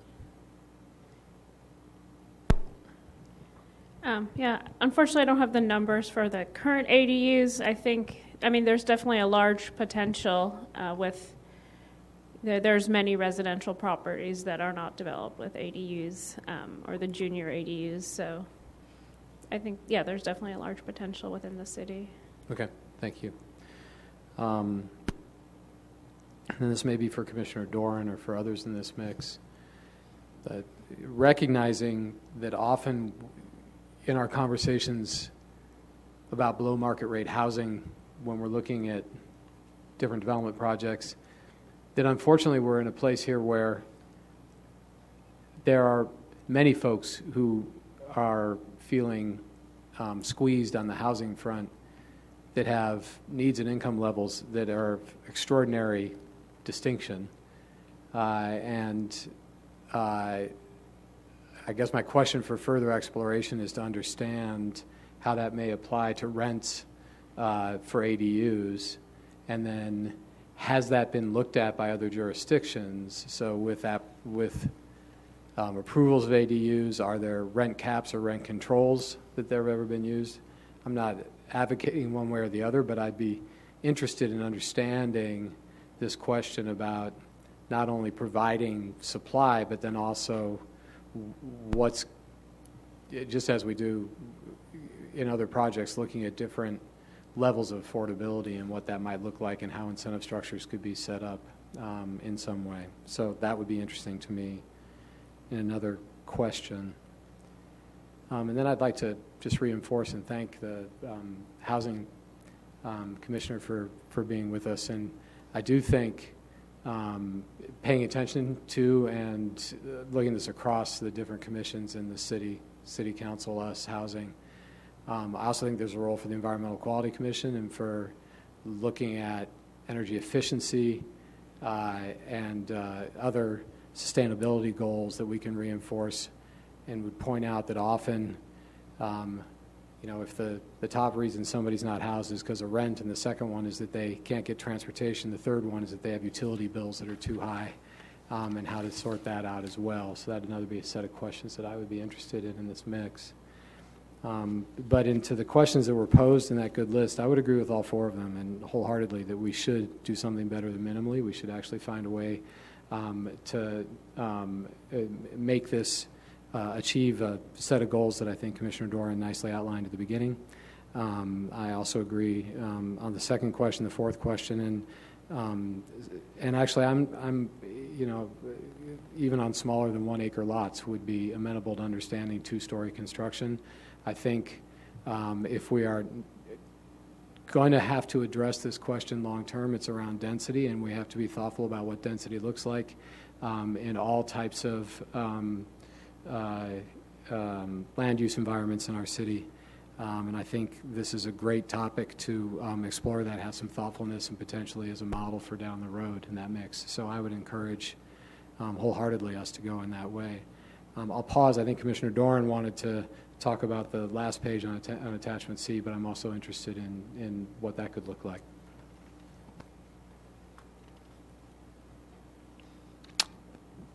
Commissioner Tate.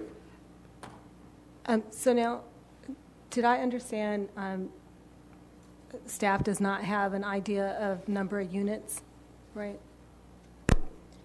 I believe we could look it up and get back to you. I don't have it with me today. Okay, I'm wondering whether or not the Housing Commission has an idea, because I know they had a subcommittee that was working on exploring ADUs at some point. Okay.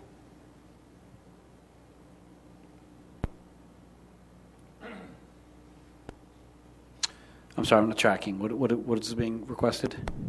So it looks like Mr. Reyes might have an idea of ADUs in Belhaven, the number, which Commissioner DeCarty inquired about. Does Mr. Reyes, in fact, have that number? I don't have exactly the number. You want to come to the mic, please? I don't have the exact number, but as an architectural designer and located here in Belhaven and East Palo Alto, I have, well, most of my clients, they have, most of them are ADU, they are looking for ADUs. And some of them, they have code issues that they keep everything quiet because they don't want to get in trouble. But I told them to, let's wait for the new law, what is going to come. But they are ready and eager to start doing the construction. And the way, as he mentioned about the flooding area, what we are trying to do is trying to build on top of the existing garage, so that way we don't have to raise the entire house, and trying to go and comply with some of the regulation that Menlo Park has here, trying to don't go beyond the 50% of the threshold of the value of the house. But then I have done some projects in East Palo Alto, and ADU is, at least in Belhaven, is very popular, and they are eager to start and to legalize what they have.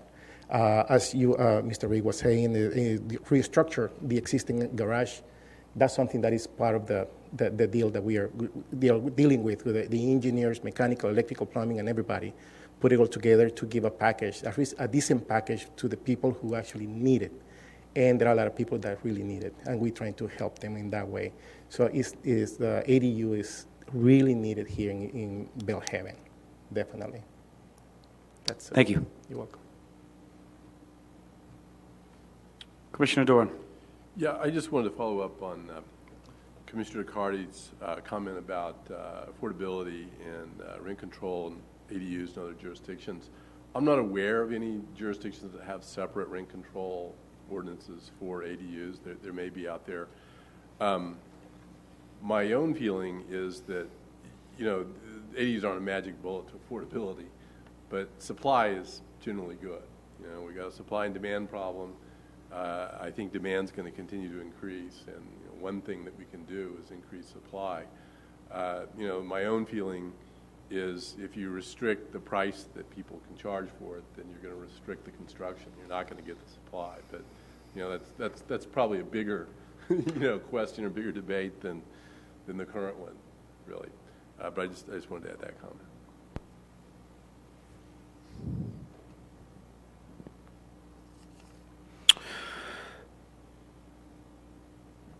Commissioner Riggs.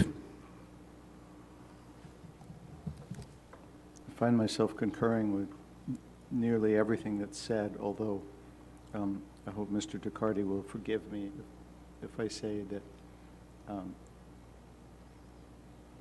the effort to make an ADU energy efficient could run in conflict with the need to keep it simple, to not tear it apart and not kick people out. So I think we would want to target the low-hanging fruit. In almost every instance, I believe you can insulate the roof, which I think should be a minimum.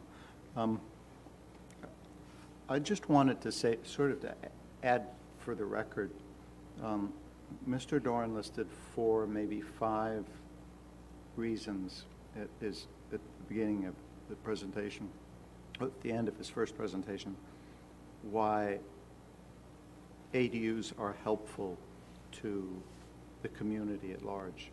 And I have to say, any one of those 5 alone, for me, would be a reason to back ADUs. So just to put that out. Mr. Dorn, do you want to proceed to the second part? Sure. So, again, this is a study session, so we can't vote on anything tonight. We can't do anything. And a lot of the things that I think we'd like to do would really come in the form of recommendations for action by the City Council, because they're not really within our power anyway. But I would like to just talk about what some other jurisdictions have done and some things that we could do here. The supplementary materials also had an attachment on this. San Mateo County has a pilot program for a one-stop shop. They actually have a nonprofit they brought in to kind of coach people through the process, because I think all of us here are aware of how intimidating this process can be and how difficult for someone if they're trying to do this without, professional advice. So this is actually currently in operation. They started it last summer. It's really a pilot program, but I think 3 cities, East Palo Alto, Pacifica, Redwood City, and then the unincorporated areas of San Mateo County are part of it. And basically someone can come in with an idea, they'll get a coach from the nonprofit who will help advise them on what can be built and how the process works through the building department, how to get permits, how to work with, contractors and architects and everything like that. So they have kind of an advocate all the way through the program. There is a cost attached to that, and I understand it's kind of unofficially, the number I've heard is it would be $50,000 to be included in the pilot program. But I think that that's something that is worthy of consideration. I think I can say I spoke to the mayor on this today, and she thinks that they can find $50,000. So, that's a possible avenue that I think would be very helpful. Another possible measure we could take, which I think would probably come at a low cost, some jurisdictions have published standard building plans or official building plans that have already been reviewed by their building department. So if someone likes that plan or they're happy enough with the plan, they don't have to hire an architect. I hope my fellow commissioners won't be offended by that. But, they have these plans available for public use, and you can download them. You go on, there's actually a link up here on the screen if anyone's interested. San Diego County has this. Standard ADU plans, if you like this, you print it out and you take it down to the building department and they stamp it. And for these smaller units, I think that's a very practical approach. And other jurisdictions have done this, so I think that we could do this at a low cost and basically contact someone that already had plans, ask them if we can use their plans, maybe pay part of the cost that they paid to develop in the first place. But, we could do that at a pretty reasonable cost. Permitting fees, reducing permit fees for ADUs. In the past, those have been a big hurdle. The state legislation goes some way towards redressing that, but there could be other things we could do in terms of permitting fees on ADUs that could also help encourage their construction. And then finally, the question is what can we do in kind of a concrete way that we can do that's within our powers, that can kind of move this process forward, ensure that it's not just something that we talk about tonight and then maybe we talk about it again in a couple of years when, when we get around to it again. And one thing that we could do, require putting on an agenda for a future meeting, is forming a subcommittee of this body that would be less than a quorum, but that could work on this on an ongoing basis and come up with recommendations for us and for the city council of how we could effectively encourage these things going forward. And as kind of a refinement of that, I think that we could investigate asking the city council to form like a joint venture or a joint working group where we would have a subcommittee of the city council, a subcommittee of this commission, a subcommittee of the housing commission, that could work together so that nothing falls between the cracks. Because the problem with all this is there are things that are squarely, I think, in the Planning Commission's purview. There are things that are not. And I think the same could be said for the Housing Commission. So I think asking the City Council to authorize kind of a joint effort is something that would be worthy of consideration. But again, it'd have to be put on an agenda for a future meeting. Thank you.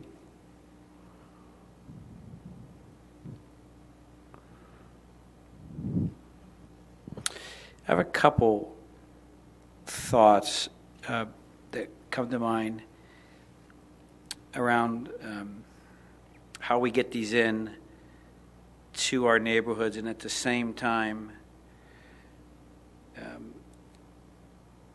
work to protect some of the interests we have in our neighborhood. For instance, if we are contemplating 2-bedroom units, the impact on school districts, on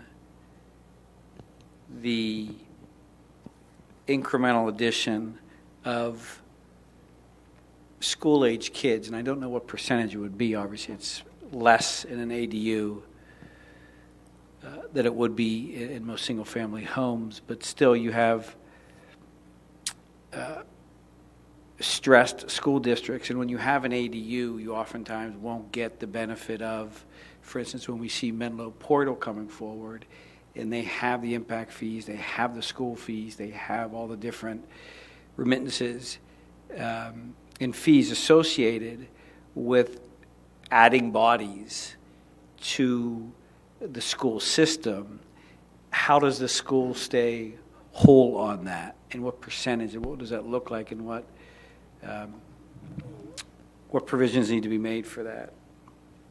I also have a question, and this is kind of a social equity question. So as a result of Proposition 13, we had in many respects a calcification of ownership into a demographic at a particular point in time. And as that demographic has aged, ownership at a certain point in time afforded them the ability to get subsidized tax rates over time. So how does this fit into the larger picture of, we have got young folks who want to be able to buy into their own home and be home ownership. And I don't know the answer to this question, but if you're calcifying certain ownership, and we have, as it relates to Prop 13, the ability to pass a particular parcel down to your heirs.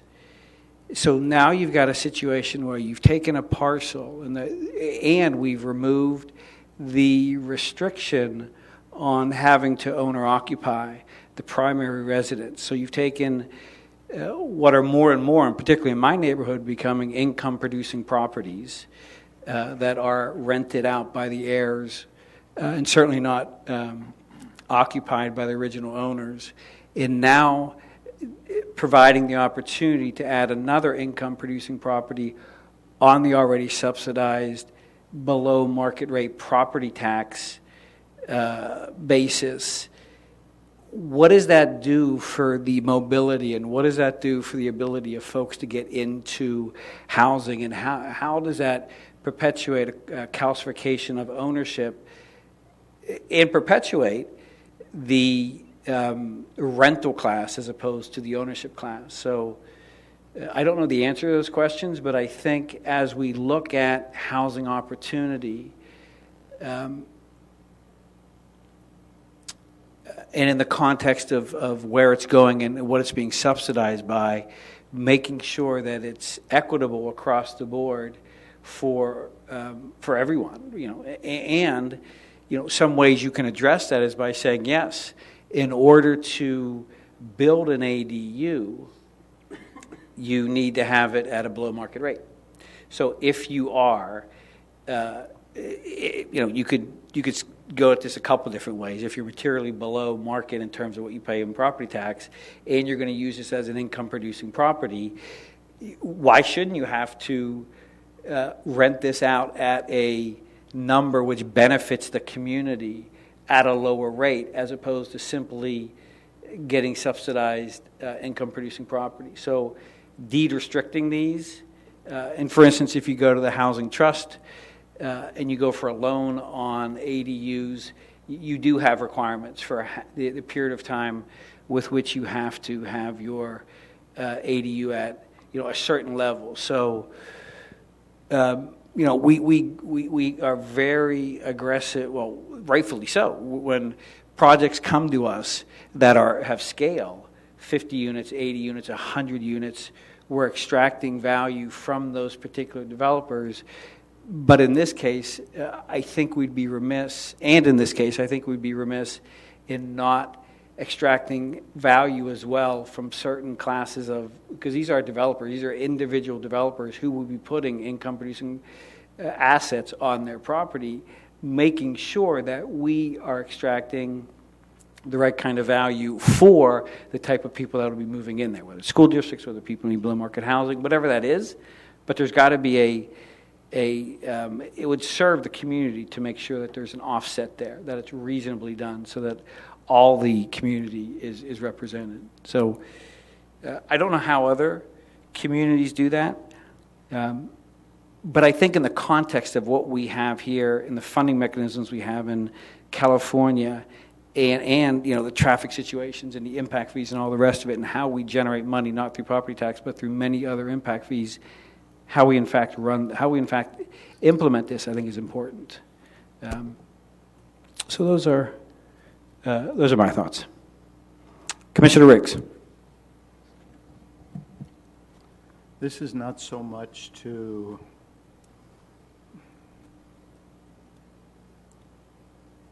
It's not so much a rebuttal to what you've just said as to offer an example, because I think one of the problems with writing code is to have one potential in mind and then have another potential be an equivalent concern or likelihood. So it's good to get them out on the table. So, for example, whereas it had not occurred to me that somebody on McKendree Drive might say, oh, this is great, I can get 3 rental units instead of 1. I, on the other hand, I'm aware of, for example, a Menlo Park resident who I know very casually, who it just turned out I discovered that he bought a home that I think had been a duplex in Mountain View on a quiet street. He further subdivided that and had 4 units running out of this 1950s home. And so, in effect, he's doing what you're concerned a developer would do, but without investing as much money. So it may be simpler after we look at all the different options to say, what do we want most? We want housing units to be built. And then perhaps leave for another much more hands-on group to decide whether or not rent controls should be applied or conditioned. It's just a thought. Thank you. And just for, and again, there's no intent to rebut it. For point of clarification, I am fine if someone, to me it makes material difference if someone goes in, when they purchase a property, then they're re-upped to, call it market rate, then they're re-upped to what applicable property tax is for that particular parcel. It's the parcel that's 40 years old or 50 years old, which is enjoying a basis, enjoying a rate which is far below what a new acquisition would entail in terms of contribution to the community from a property tax perspective. It's that. that gets it. If you're working the system and you can get in and you can subdivide, you can add, at least you're coming in at market. You're coming in at a rate which is commensurate with what that is. But it's the historical, the legacy assets, which represent the subsidized income for me, which I think is grossly unfair to many in the community and warrant some type of below market rate covenants. Commissioner Tate. Well, one thing is that even with Prop 13, excuse me, the additional still count as square footage, so taxes will increase, right? And then another thing about, having a slew of these in Menlo Park, just because it's legal doesn't mean that everybody wants one. And I think that often people tend to rent to folks they know. Like the examples that were given, your boomerang children and your aging parents, and so with that, rents tend to be lower anyways. A lot of people that I know that do have, legal cottages rent them to people that they know, and they're not charging a fortune. So I don't know, but definitely with the inherited properties, the taxes are going to go up. It's not going to impact the schools like, if it was a brand new purchase, but at least it'll be something contributing. You're right. It is for the value of the new improvement. And if it's $200,000, it's $200,000, right? Or 50 or whatever the number is.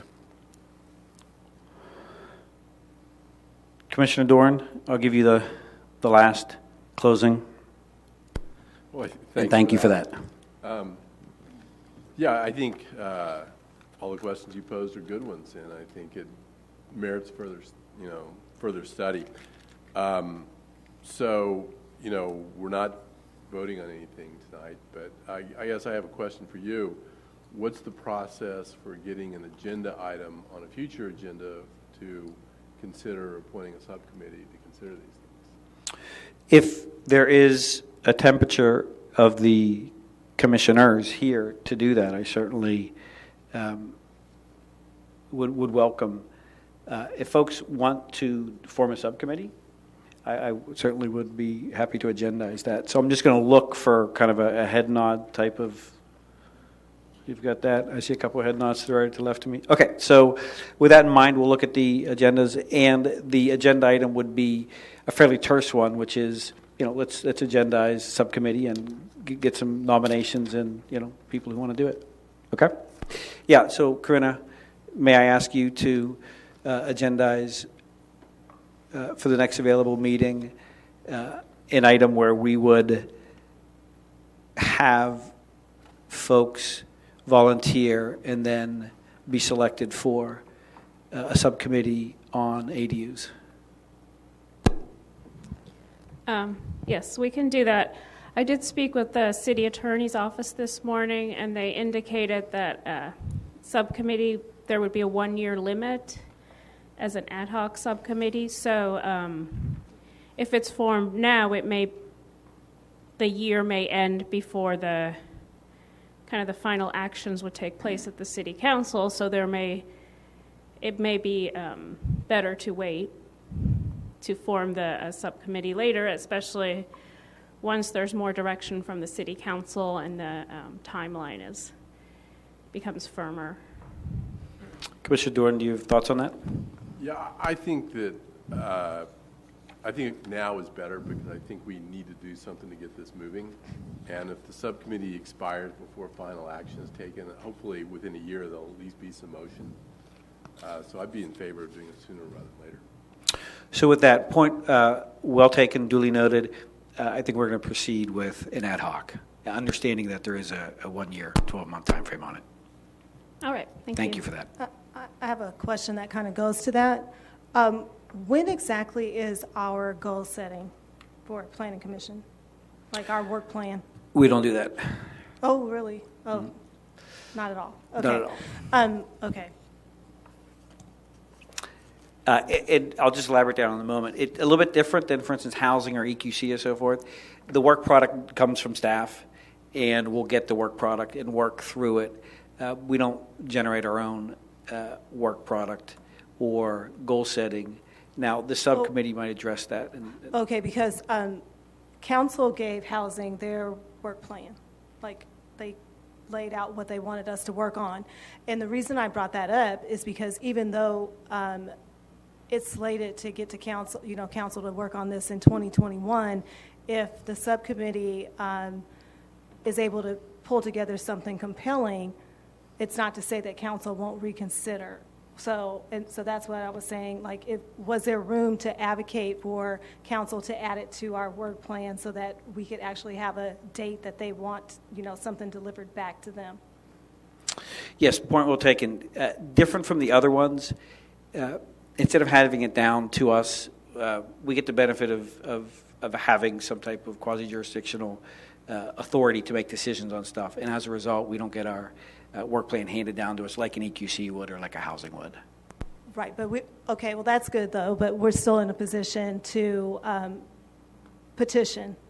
Absolutely. For them to bump it up in their list of priorities for us. Yeah, I would think so. And my expectation would be the subcommittee would run outside of the direction of planning. So, yes, it would be separate, and we wouldn't necessarily have report outs here, but the subcommittee would have work product and would go after it. And then getting to the end of it, get an idea. I'm not sure how it would look in terms of getting consensus or not, but let's just form it and then kind of work from there, if that's okay. Subcommittees aren't necessarily a regular matter on Planning Commission, just the way it's structured. Let's make it happen, though. Okay. I'm looking for any other comments from my fellow commissioners. Seeing none, having none, and seeing no lights on, I will close this agenda item and then go to the last agenda item, which is informational items from staff. Ms. Sandmeyer. Yes, so at the next Planning Commission meeting on February 24th, we have 2 single-family homes, and then one on Mallet Court that would be 2 homes. Great. Anything else going to staff from commissioners? Seeing none, I'm going to call this meeting adjourned at 9:40 in the evening.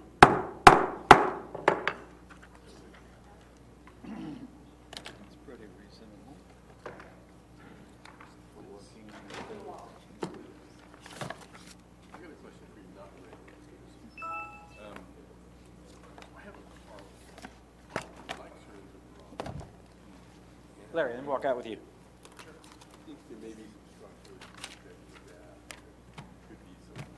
Thank you, Corinna.